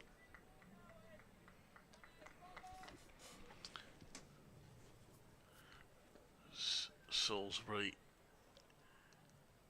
is in, and he's played a nice looking shot there. It's half stopped at backward point, so he's only able to get one run. Fielder actually there looks as if he might have hurt his hand a bit. Who's that? I think it's Travaskis, but he saved 3, didn't he? But flung himself to his left. Personal expense, perhaps. It is a very familiar sort of slightly bow-legged, aggressive walk from Liam Travaskis. So Shake on to 6, 19 for 2. And Will Rhodes back on strike. And he waits for that one, plays it to point, but no chance of a run. Warwickshire won the toss and put Leicestershire in. Bowled them out for 88, 34 for 1 at one stage. 5 wickets then fell for 9 runs. One modest partnership before the last 4 wickets fell for 11. That's why Warwickshire need just 70 more runs to win. Oh, that was dropped. Well, that was almost out twice, actually. Will Rose hit it down the ground. The caught and bowled opportunity not taken. And the ball then ricocheted very close to the non-striker's stumps. I don't know whether he was in his ground or not. But anyway, it didn't hit. And at the end of all that, Rose gets a single. It's 20 for 2. I mean, he hit quite hard, but it was a very nice height for the bowler, wasn't it? Let's just see what sort of... He hit very nice height, about hip height just to his left, and 2 hands to it comfortably enough. It was travelling. It's one of those that kind of has to hit the middle of the hands, but I think he'll feel he might just have hung on to that, and you sort of feel Leicestershire needed it to be taken if, you know, they would have serious ambitions of bowling themselves back into this game. Chris Wright still has those ambitions, though. Comes in and bowls 2 Rhodes, kept the strike with that slightly fortuitous single. He turns that one off his body down towards backward square stroke, sort of short fine leg where Mike is fielding. Mike throws the ball at the non-striker's end but misses, and Rhodes had made his ground anyway. He moves on. Surely it came off the bat, did it not? Sounded very wooden, didn't it? But anyway, no. Looks like it's been given as a leg bye. Well, I suppose I shouldn't. It sounded incredible. Well, pads these days, or thigh pads, perhaps they do sound quite wooden sometimes. Wright is in to Shake now, who steps across his stumps, defends on the back foot, blocks the ball back down the pitch on the onside. Hill is the fielder. Quite grey cloud overhead now. Good news for Warwickshire is that Duckworth Lewis Stern, well, they're ahead now slightly, but also, of course, it doesn't come into play unless you have at least 10 overs in the second innings. In the group matches, I think it's 20 overs in the knockout matches. Hanscom, slightly to my surprise, has come out of slip and gone to mid-wicket, but I think that is maybe slightly an attacking move. In goes Wright, bowled, good bouncer, and Shake sort of gets in position to hook but pulls out of it, doesn't attempt the shot. But I think they see him as a slightly leg side player already. They've classified him. First time obviously they've played against Hamza Sheikh, and so that you could argue that Hanscom going to his mid-wicket, fairly conventional mid-wicket, he's there for a catch as well as to stop the runs. Wright is in and bowls, pushed firmly in defence again though by Shake out towards mid-on. He does look a little bit leg side at the moment, but I mean, Leicester are bowling straight at him, so understandably so, perhaps. Target 89, remember, so just another 68 needed by Warwickshire with 43.2 overs left to get them. But now 8 wickets rather than the 10 with which they started. Wright is in. Shake is turning that one into the leg side, but more or less straight to Salisbury. So it's short, sort of long leg. Still can't think of a really good name for that fielding position. Sort of on the 45. He's not short fine leg, although that sounds better than short long leg. He's too wide for that. What do you call it, Clive? Yeah, I I don't know, really. Short long leg sounds wrong, doesn't it, somehow? Yeah. Short fine leg would be better, or It is, but he isn't. You know, he's not fine enough for me, but back of square leg. pedantic. In goes right and bowls, and Sheikh is playing into the offside this time, defending from just outside off stump, out into the offside. Good over from right, but you kind of feel already, I mean, that's 4 overs with that particular ball. 7 overs overall, and already it isn't quite as much sort of swing and bounce for right. I don't know whether that's just it, but they do go quickly, don't they, these white balls? Kept happening though for the Warwickshire bowlers, so who knows. Change of bowling already. Salisbury's come off. Tom Scriven is coming on. He does swing it. Well, see if he can make it swing here. Maybe put Warwickshire under a little bit of pressure. They'll still be pretty calm, I'm sure, on the Warwickshire changing room at the moment. 21 for 2. Scriven's into Will Rhodes, who's stretching for a whileish delivery and doesn't get hold of it. He has a suspicious look at his bat. He's a bit of the toe of the bat and rolls out to the offside for no run.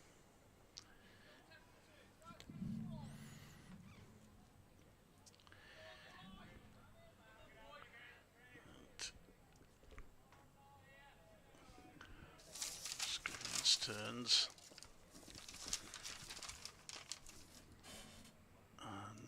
Bowls right arm over, and it's played into the ground. Bowler tips it over the bar. It's eventually fielded at mid-off and no chance of a run.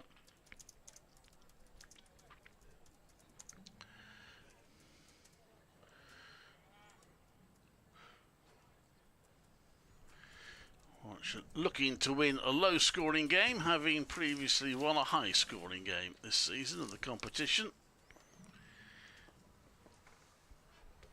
650 runs scored at 650, right, first time scored at Chelmsford. So that's hit into the ground, back to the bowler by Rhodes.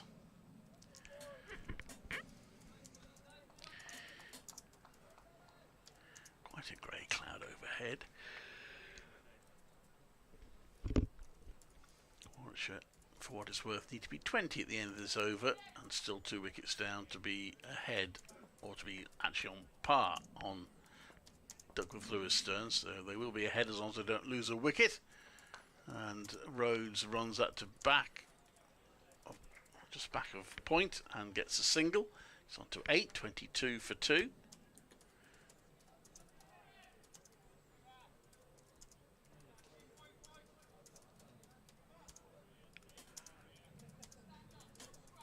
This day night of the cut-off for the end of the second innings is Are we all right, are we? 19:57. That's the time. I think we'll finish even before then. It's a shame, but that's cricket. That's the unfortunate aspects of cricket. You're not guaranteed a length of time that you get. Slower ball, wraps Sheikh on the pads. He's appealing, and the decision is not out. Well, the umpire fooled him with a slower ball. We had a better, obviously, from behind the bowler's arm, or sort of behind long off, have a better view.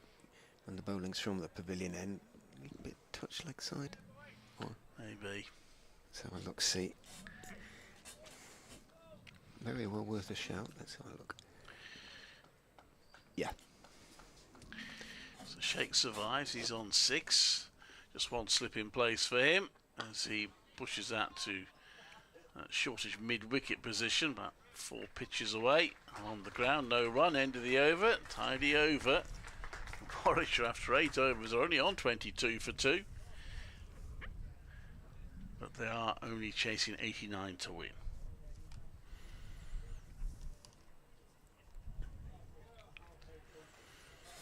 If there'll be no, right, will continue. There's all Ben Mike warming up as well, but won't quite be a double change, at least not yet.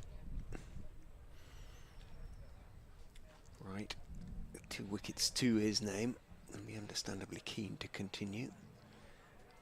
We still, remember, in the power play, 2 overs to go. Budinger is being moved across from mid-wicket to the covers, so Wright saying I'm going to Bowl on off stump here, or outside. If you want to fetch it, you can try and do that. And he goes and bowls 2 Rhodes on sort of middle and off. Rhodes leans forward, closes the bat face, pushes the ball back down the wicket towards Wright, who sticks out his left hand in his follow through and half stops the ball. Presentation has finished in the hospitality marquee opposite. Wonder what they've learned. Plenty have stayed though to watch the cricket. Wright turns, runs down the slope, bowls back on his stumps, goes Rhodes and works it out into the offside. In comes Hanscom to field. No run again. Leicestershire at the moment keeping it tight but not beating the bat as they were at the first few overs. Yes, I'm sure Warwickshire would like to have come in and just, after settling in a bit, just belted a few shots and win easily, but they'll be made to work for it somewhat. Wright is in, bowls nicely cut by Rhodes. It was a little bit short work for Salisbury to do, and he can't do it. He sort of slid away to his left on his left side and got plenty behind it, but wasn't able to stop the ball cleanly. It bounced off him and with its momentum carried on and crossed the ropes a foot or 2 beyond him. He'll be disappointed about that. Rhodes goes into double figures on 2-12. Crisply hit, but it should have been 2, not 4.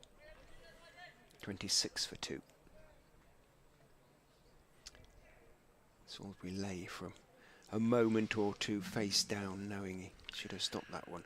Wright is in to Rhodes again, who's turning it gently into the leg side, sees that Scriven has a bit of ground to make up to the ball from mid on, and in the end it is a reasonably comfortable single for Will Rhodes. He moves on to 13, 27 for 2.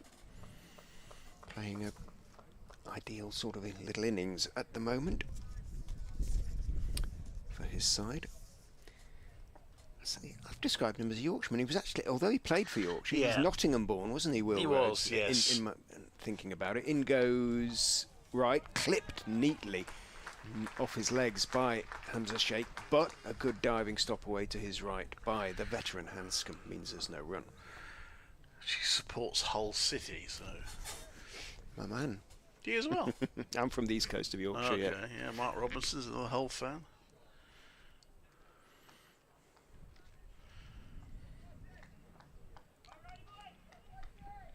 Oh, I didn't know that about Rob. I'll have a word. I feel even more fellow feeling for him now. In goes Wright.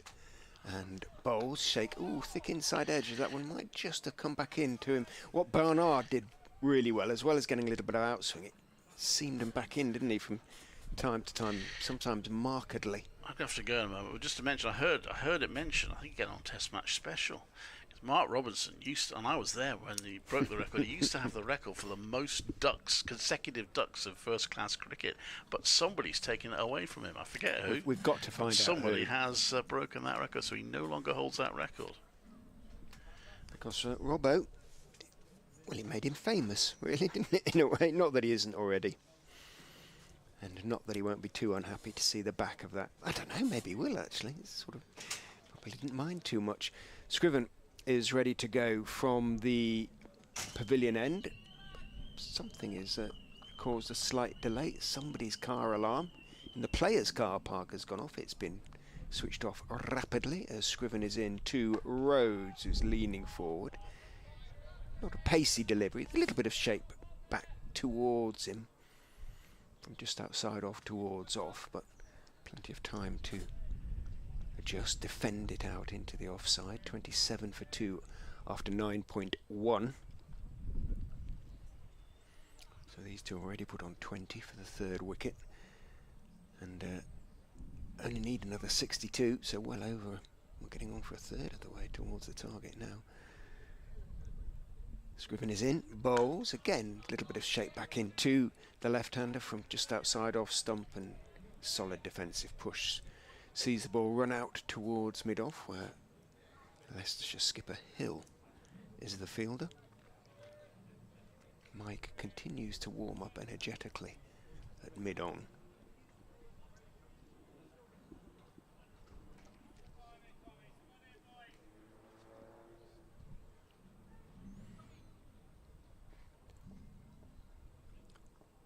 Scriven turns in past umpire Treadwell and bowls a little bit shorter this time, nicely cut out towards backward point. It still bounces over Travaskis, who is sort of on the edge of the circle, and third man Chris Wright has to run around to sort of deep backward point to field, and as a consequence Rhodes picks up a couple more, moves on to 15. Nice piece of timing again by the Nottingham-born Hull City supporting Yorkshireman known as Codhead. It's his nickname. I remember him, and he genuinely is as well. In goes Scriven, bowls, and again just outside off stump and enough width for Rhodes to steer it down to third man directly this time, and just a single on this occasion. And he actually writes when the players mark their run-ups. I remember him coming, and you see all their initials next to their little sort of sprayed on marks which fade over time. I was somewhat startled to walk out to the middle just before the toss and see the moniker Codhead sprayed on the grass next to one of the white lines. And that was Will Rhodes. In goes Scriven, bowls 2 shakers down the wicket, whipping it high over mid-wicket for a wonderful 6. Beautiful sort of helicopter almost style shot. What a pickup that was, and well, he's hit one really nicely timed 4 out to the mid-wicket, and that wasn't a 4, that was the maximum. It flew high, and the pitch is cut fairly centrally here at Grace Road. It is the shorter of the 2 boundaries, but it's still a good hit, and that was a beautiful pickup by Hamza Sheikh, and he too moves into double figures onto 12, 36 for 2. Scriven is in, bowls a better length, straighter, and Sheikh can only defend and does on the back foot, pushes it out into the onside, and that is no run. 36 for 2. Rhodes has 16. Sheikh has 12 now, 12 off 16. Well, that was a sign of confidence. Bold, you might almost say. End of the power play. Now, if I'm not mistaken, Leicestershire are about 36 for... They were, that's extraordinary. Well, after 10 overs, Leicestershire were 36 for 2. After 10 overs, Warwickshire are 36 for 2. So the match is level. Problem is, Leicestershire were then bowled out for 88. The wickets started to fall. Well, Ben Mike is taking over from Chris Wright now at the Bennett end. He's going to go around the wicket to the left-handed Will Rhodes with just a single slip now. Rahana as in he goes and bowls to Rhodes, who drives pleasantly off stump, but only as far as Hill at mid-off. Yes, Will Rhodes went to school in Cottingham, which is near Hull. And I was just saying, Clive, that his nickname, which I learnt from seeing him write it on the pitch next to his bowling mark, rejoices in the nickname Codhead. Oh. Being brought up on the East Coast, you see. Right, I see. Hull, still something of a fishing city. As in goes Mike and bowls, a little bit suggestion, the merest suggestion of a slight leading edge from Rhodes there as he blocked that one off middle and leg, and it sort of worked its way up the pitch on the offside. And he wanders forward and prods a little suspiciously at the pitch. Twiddles the bat in his hand, wanders back into his ground. I was saying that both sides ended the power play on exactly the same score, 36 for 2. Oh, but game on. Well, need I say more? In goes Mike and bowls, hurries Rhodes a bit, who stepped backwards slightly at that one, blocked it on the back foot out towards cover, picked up by Budinger, and there's no run. I just keep going back to him. Leicestershire will be kicking themselves a bit, because even a modest total would have had some sort of chance, but you're not going to win games. It's hard to know, isn't it? No. I think Warwickshire find it quite difficult out there. There's quite a lot of Mistimed shots. Did you weren't between boxes for that shake 6, were you? Saw that, Oh, yeah, you saw that. Okay. That was very impressive. In goes Mike and bowls. Rhodes again is sort of slightly backing away and turning that one as it comes on towards the body, down towards long leg and taking 1. It's the first 6 of the match. I'm sure you've enjoyed that. It was a big one too, right into the heart of the knot of Leicestershire supporters from which the most noise tends to emerge during games. It was put down, but they let themselves down. Oh. You don't see many crowd catches held, do you? You absolutely don't these days. The standards are slipping badly. Over the wicket goes Ben Mike and bowls to Sheikh, who is defending on the off stump, dropping it down. Goes behind him, down towards sort of slip, bounces up high into the air, picked up by Cox as the sun comes back out.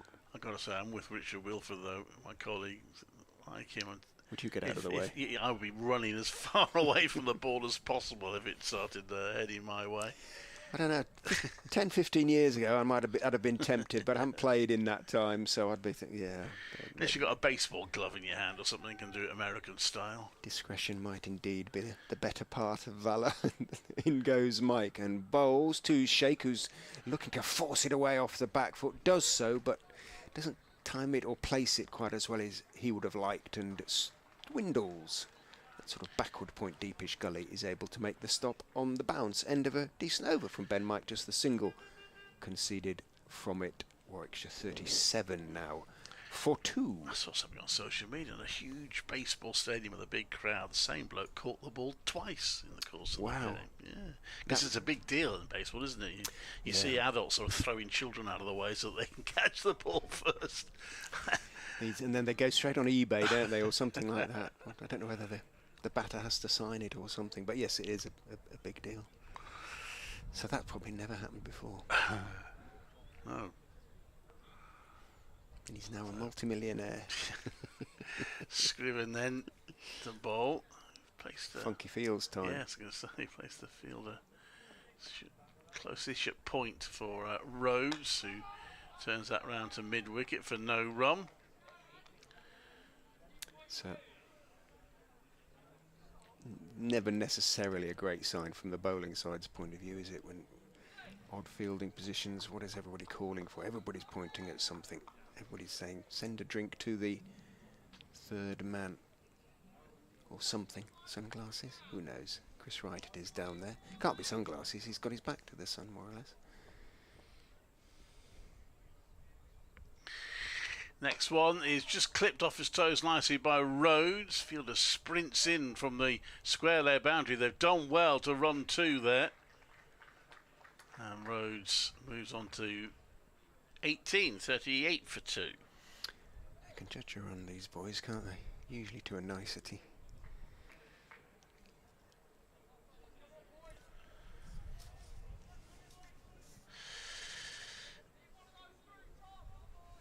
The format of this competition, same as last season. It's a little bit tougher than the T20 Blast to actually get out of the group stage. To wrap someone on the pass who tries to work on the leg side is not really an appeal, more of a shout of anguish from the Leicestershire field. 2 groups of 9 which aren't regionalised, and you play each team once, 4 home games, 4 away games. But you have to finish in the top 3 to progress, because the group winners go straight to a home semi-final. Yeah. Then the second and third places play each other, and the winners of that then play the 2 group winners in the semis. This next one is pushed out to the mid-off. There's no run. It sort of suggests that the very most you can afford to lose is 3. You're going to have to win 6, aren't you? Almost certainly, and probably 7, frankly. To get the top 3 out of 8 games? No, I would have thought. Sure. You might get away with 5, but certainly. I'd be amazed. Certainly not. 5 and a rain-off, perhaps. Or 5 and 3 defeats. I suppose it depends whether one team. If one team loses every game and one team wins every game, that can make it different. He tries to play that onto the leg side. Rhodes, there's no run. It's 39 for 2. It is net run. I was looking up because it hasn't always been the case, but net run rate is the first tiebreaker, as it is in the T20 Blast. So Leicestershire Maybe trying to protect their net run rate a little bit and make this last as long as possible. Yeah, they know. In that respect, every ball could still count. And this one, he's down on one knee, Rhodes, and he's whipped that away. That's a good shot through the covers for 4. Well played, Will Rhodes is on to 23, and Warwickshire will begin to see the finishing line and might look to see if they can push on a bit now. 43 for 2 after 12. Almost halfway there. Yeah. Just another 46 needed. That was a sort of classy down on one knee, almost a square drive, but it went through extra cover. One thing slightly different this season, I don't think it's different from last season. Certainly, the Super Over has been around for a while, but it was set up in such a way that it would very rarely, if ever, be used. It's only used in the knockout stages. A tie is a tie in the group stages, but now it could become more common because any tied match in the knockout stage is now a Super Over. In goes Ben Mike, bowls 2 shakers up on his toes to a slightly short ball outside off stump, guiding it down to third man, who actually juggles with it momentarily. Scriven before getting his throw away. Shake takes his single, moves on to 13. I think before, the only way you could get a Super Over would have been in a Duckworth-Lewis-Stern game where the teams face a different number of overs, which make all the tiebreakers impossible. But now, there are no tiebreakers. If the scores are tied in a knockout match, you go into a Super Over. I haven't seen a Super. I haven't commentated on a Super Over. No. I have commentated. Well, I've seen as Mike goes round the wicket to Rhodes, who's guiding it nicely down towards backward point stroke wide third man, and that is going to be 4. It's really sweetly timed again. Just waited for it. Used the pace of Mike. Got it just inside the diving backward point, and there was no chance for third man to get across. I've seen and written about a bowl at the wicket. Yes, I've done that was at Old twice, I Trafford. think. But the first time I did it was utterly bizarre. Indoors, I did it. It was indoors. Yes. It was. Well, don't tell me it was the same one. It wasn't Old Trafford, was it? No. It was at Edgbaston, and something. It was even in those days they had a reserve day. In goes Mike, and bowls, and Rhodes is trying, I think, to swing him straight over long on. Doesn't time it, cloths it on the bounce out towards right at mid-on. That was a curious shot. I think I'm right about that. It's a long time ago now, so memory might be slightly blurred. But anyway, something had gone wrong with the covers, and even though we didn't have that much rain during the day, it was just too wet, and they never managed to get on. It must have been raining by the end, though, because initially they announced they were going to do a bowl out in the indoor nets, and the press and the media weren't going to be allowed in to see it, which, as you might imagine, did not go down terribly well. Mike is in. Rhodes crashes the drive out to mid-off. Good diving stop away to his left by Lewis Hill. Saves 4. Well, Rhodes looks like he's just going to... All of a sudden, he's sort of changed his method, really, and he has gone for it hard off the last 2 balls. Unnecessarily, really. I know 48 for 2 means only another 41 to win, and he probably thinks if I can get 2 or 3 away here, it's all over. And it is, I suppose, but... slightly unnecessary. In goes Mike and bowls to him. It's full, but beautifully steered out by Rhodes. A proper shot out to the point boundary for 4. It was too full from Ben Mike. There was just enough width. He just again used the pace that maybe just slightly sort of not flustered by the extra pace of Mike, but hurried once or twice and is adopting a different approach. Waited for it and steered it beautifully to the boundary for 4. Anyway, representations from the media did result in us being invited into the indoor school at Warwickshire, where I think 9 bowlers all hit once and missed once. I think it was poor old Nigel Long who missed 2 and lost it for Kent. Mike is in, short, goes for the hook, misses it, bounces through to Cox behind the stumps. Rhodes stays on 31. He brought up the Warwickshire 50 with that previous boundary, and as a consequence, that 50 means there are only 37 now needed to win. 52 for 2 off 13 at 4 and over. 37 needed off 37 overs. 1 and over. Yeah, well, I could do it that way. I'll be slightly surprised and a bit perturbed if they do. Yes, you mustn't take chances, Yes. chaps. At least win it with an over to spare, as I always say, don't they? Leave yourself an over to spare. Nigel Long, Silver Fox now. Yeah, so he missed twice, and they lost. Anyway, here's Scriven, number 88 on his back, and leaning back is Mo Sheikh, plays it to the offside. It's a good shot for nothing. Tumbling stop there, made by Peter Hanscom. And there is no run. Tom Scriven, the bowler. Body figures benefit there. Well, they have at least prolonged the match, haven't they? In the 14th over now. It was quite possible it could have been finished by now. That's played to point for no run. But this partnership has steadied things up nicely. They've had a 45 now, Hamza Sheikh and Will Rose. I wouldn't say that Warwickshire were in jeopardy at 7 for 2, but 2 more quick wickets and they might start sort of feeling a bit uncomfortable. Next fixture? Sussex, Warwickshire on the road to start with, so they're down to Hove. I'm not actually doing that one, which is a shame because I love Hove. Yes, everybody does, I think. It's a bit of a trip, but I do enjoy it. That one is played straight to point, and it's fielded. Hamza Sheikh not finding the gaps, just looking a little frustrated. Doesn't need to be, he's doing fine. 13 off 22 balls, just the sort of innings needed in this situation. I think he's frustrated because he hit it so cleanly. Yeah. And a yard either side of Travaskis, and that would have raced to the boundary. We're getting a helmet. Someone's going to stand up. Cox is going to stand up. There we are. He has been sort of shuffling out of his crease a little bit.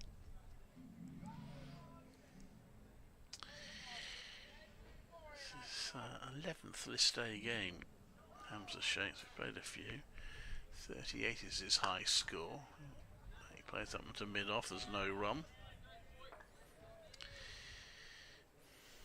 Leicestershire are, well, we're heading where you were. We're heading off to Chelmsford to play Essex. And happily, for the very first time in the last, certainly in my time as commentator, 12 years now, we have a game in Scarborough. I used to play a lot of cricket. I love Scarborough, yeah. So it's a while since I've done Scarborough. I did cover Yorkshire for a couple of years. This next one's hit into the ground, and there's no run. 52 for 2. It is a unique venue there, isn't it? Beautiful, beautiful venue. People expect to see the sea. You can't actually see the sea. No. You know, it is down a cliff on the other side of the road, and there's a sort of large, tall row of pretty much mostly hotels, aren't they, on that side of North Marine Drive, between you and the sea. But you can see the North York Moors, and around that time the heather be coming out. Scriven, Sheikh leans back, again finds a fielder at point, slightly frustrated over for Hamza Sheikh, but he's still there, crucially. Warwickshire 52 for 2, chasing 89 to win. It was actually a maiden, which, considering how cleanly he hit the ball during it, good effort by Scriven. They've actually bowled 3 maidens in the innings, Leicestershire. Warwickshire managed just 1. So they've won the maiden count at any rate. Just get the impression in that last over, Rhodes is sort of now looking to get this done. But there's still another 37 needed. Looks around him. Leicestershire keeping the field in. Well, they might as well, really.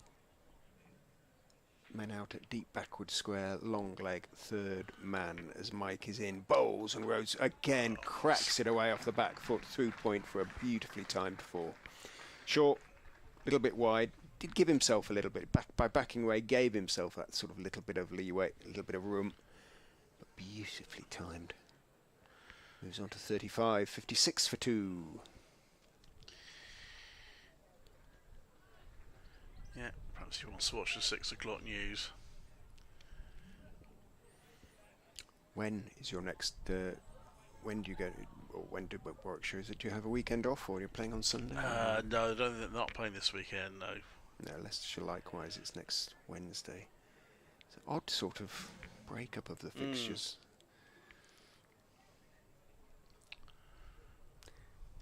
Hill asking Mike, do you want an extra man there. You're going to keep bowling there? Do you want me to put lots of pointing in that general? We have some cover on the boundary, so they have decided to do that. So Travaskis is trotting back from sort of backward point on the edge of the circle to point on the boundary, and Budinger, who was sort of a squarish cover, has gone to that backward point position. Mike is in again to Rhodes, who is lifting it down to third man. Oh, and it was a sort of catch, and he got there at Salisbury, running along the ropes at wide third man. He flung himself to his right. It got there. It bounced off him, but I think that was 6. I think that... No, I think it bounced in front of him. Did it? Yeah, I thought he just sort of got... No, I think it bounced just in front of him onto his hands. We'll get to see that on the... If the cameraman has managed to pick up the flight of the ball. Let's have a look, see if we can squeeze that one in the before Mike's next delivery. Probably not. Mike is in bold, and that is going to be 4 as it's driven by Rhodes to the long on boundary for 4. It was over pitched. I was trying to the 2 deliveries, the replay. Oh, we're going to get a replay on that one down to third man. So let us see if it did carry. Might just have done. But anyway, it would have been a miracle catch, and it went for 4. So consecutive boundaries to Will Rhodes, who is now looking to end this one quickly. He's moved on to 43 after 41 balls. Only 25 now needed by Warwickshire for an emphatic victory. In goes Mike and bowls a length delivery on off stump, waiting for it, and that could be overthrows. No, it won't be, because Hamza Sheikh has overrun the crease so far, despite the throw missing the stumps and running out to the fielder on the boundary on the far side. He's not going to get back and pick up a buzzer, but Rhodes picks up 1. He moves on to 44, 65 for 2. Yeah, good backing up was Harry Swindles, because that looked like it might go through for a 5 potentially, but it doesn't. Warwickshire nearly there now, 24 more required.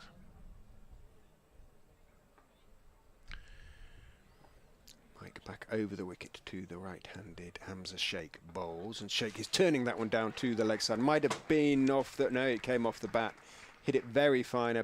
The finest of leg glances. Cox momentarily interested, diving away to his left, couldn't get anywhere near it, and it races down to fine leg for 4. So the end is now coming quickly after that maiden over last time out from Scriven. That is 17 off the first 5 balls of Mike's. 4 consecutive over. 4s now for Will Rhodes.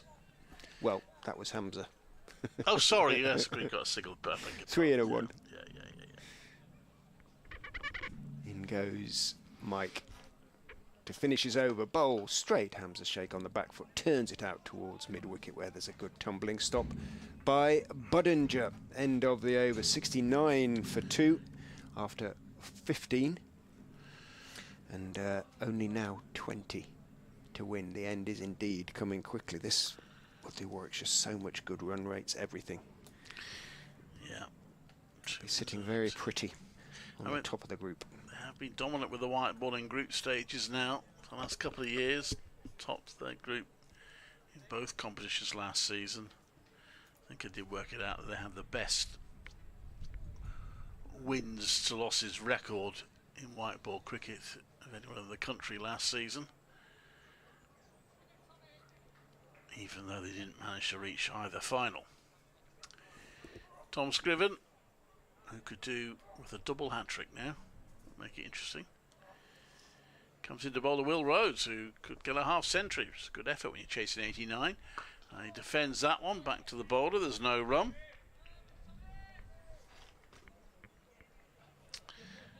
69 for 2.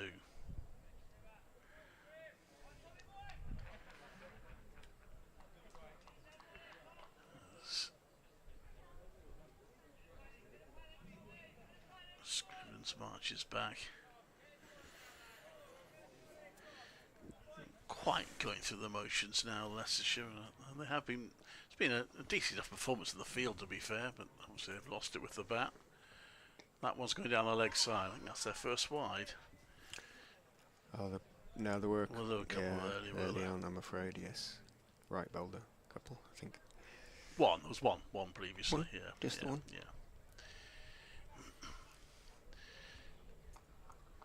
70 for 2. Warwickshire.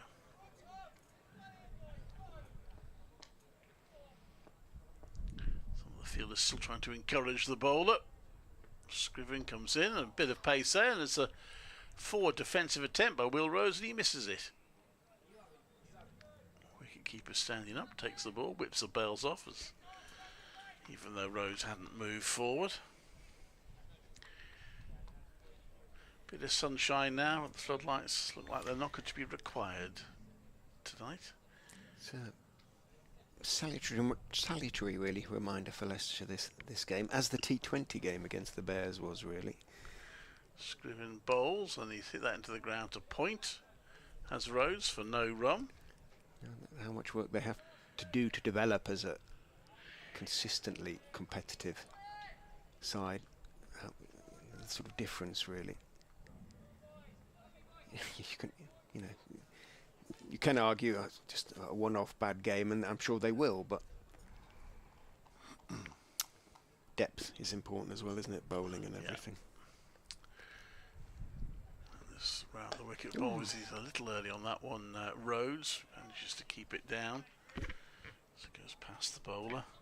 Yes, and Warwickshire have got a decent squad. I mean, they've lost, you could argue they've lost 9 players to the 100, although that does include Chris Wokes, who wouldn't play anyway. It also includes a couple of players who they signed specifically for the T20 Blast. Nonetheless, they've lost a good half dozen, and yet they're still able to field sort of 8 or 9 fairly regular first teamers. This next one is driven straight to mid-off, where it'll be cut off. There's no run. And they have had tremendous injury problems in the bowling department in particular this season. Leicestershire lost 5 to the 100, having lost just the one really last season, Rehan Ahmed. So very different for the Foxes.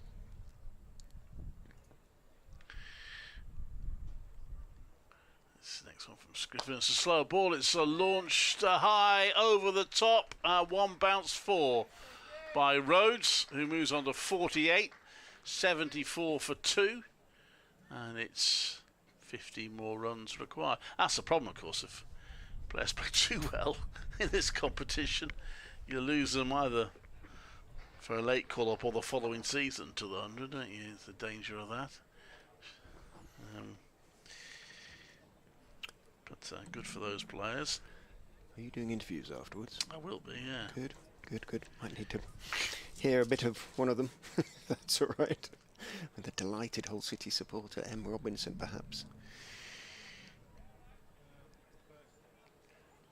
He wasn't delighted that we had an offering of fish and chips at lunch, and then they didn't, apparently. Oh, fancied his fish F&Cs, did he? Yeah. In goes Mike and bowls to Sheikh, who defends on the off stump with an angle bat out to backward point. Swindles is the fielder. They had something healthier. I don't think that fish and chips we had was remotely unhealthy.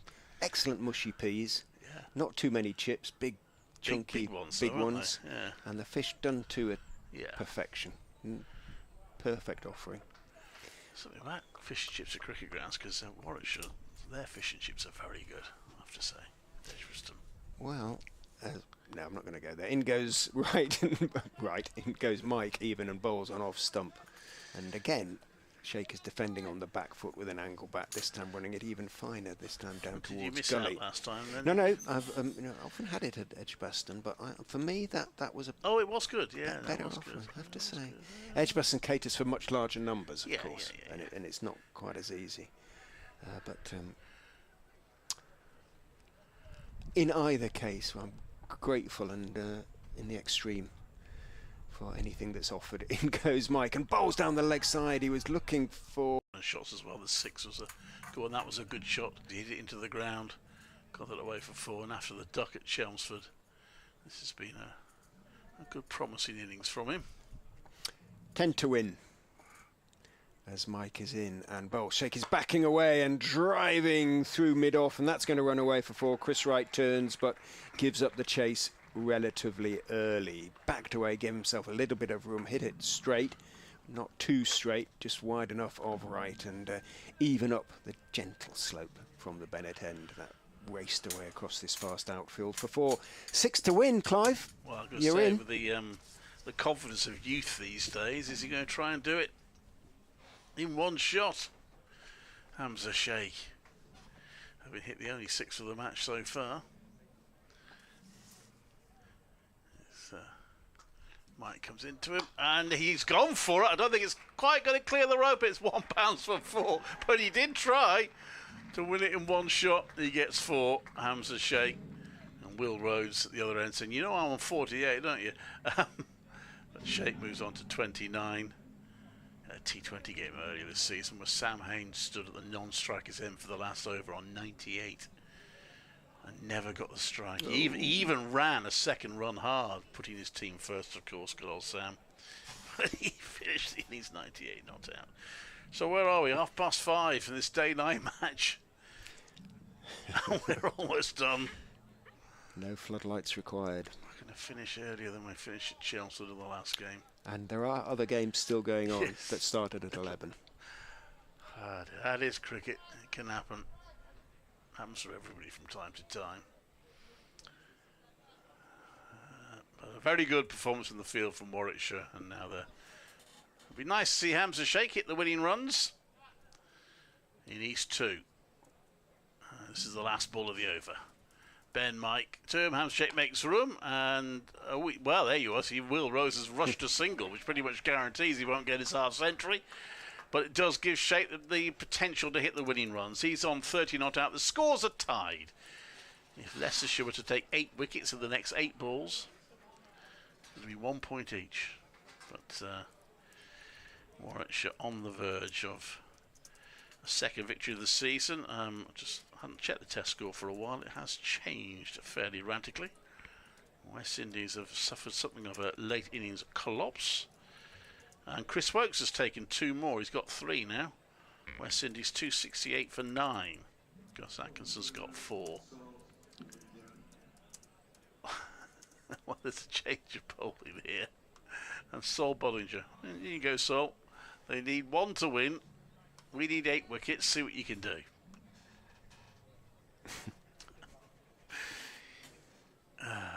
They've managed to force Warwickshire to use up 17 overs. It's still going to be a pretty ugly impact on their net run rate, Leicestershire, but it could have been even worse. Bollinger in, and Sheikh hits it into the ground, and it's well stopped from the covers. And Leicestershire are going to make this as hard as possible right to the end. They've got everyone in saving 1 now. Plus a slip. Bollinger in, and this time Sheikh gets it through, and Hamza Sheikh, the England under-19s captain, has finished the match off with a 4. He gets a hug from Will Rhodes. He finishes 34 not out. Will Rhodes 48 not out. Unbeaten stand of 87 for the 3rd wicket sees Warwickshire home by 8 wickets. As early as the 18th over. So handshakes all round, but Warwickshire 2 wins out of 2 in the group stages following last season's 7 wins out of 8. They've continued to retain their good 50 over form, and a thoroughly ruthless and professional victory from them here at Leicester. Yeah, much for Leicestershire to think about, and an enjoyable weekend ahead for Warwickshire and their supporters. As Clive said, an emphatic victory. Thank you for your company here at the Upton Steel County Ground. We anticipated on enjoying it rather longer than we did, but such is the way of one-day cricket sometimes. We'll go off to get our interviews, Clive and myself, and they'll be content because I want to pay for sort of a net ride. But as I said, let's check out the next Wednesday at Chelsea 6. Warwickshire have a long trip down the east in Interlude after a wicket win. Thank you and forward to the ground. It's good you.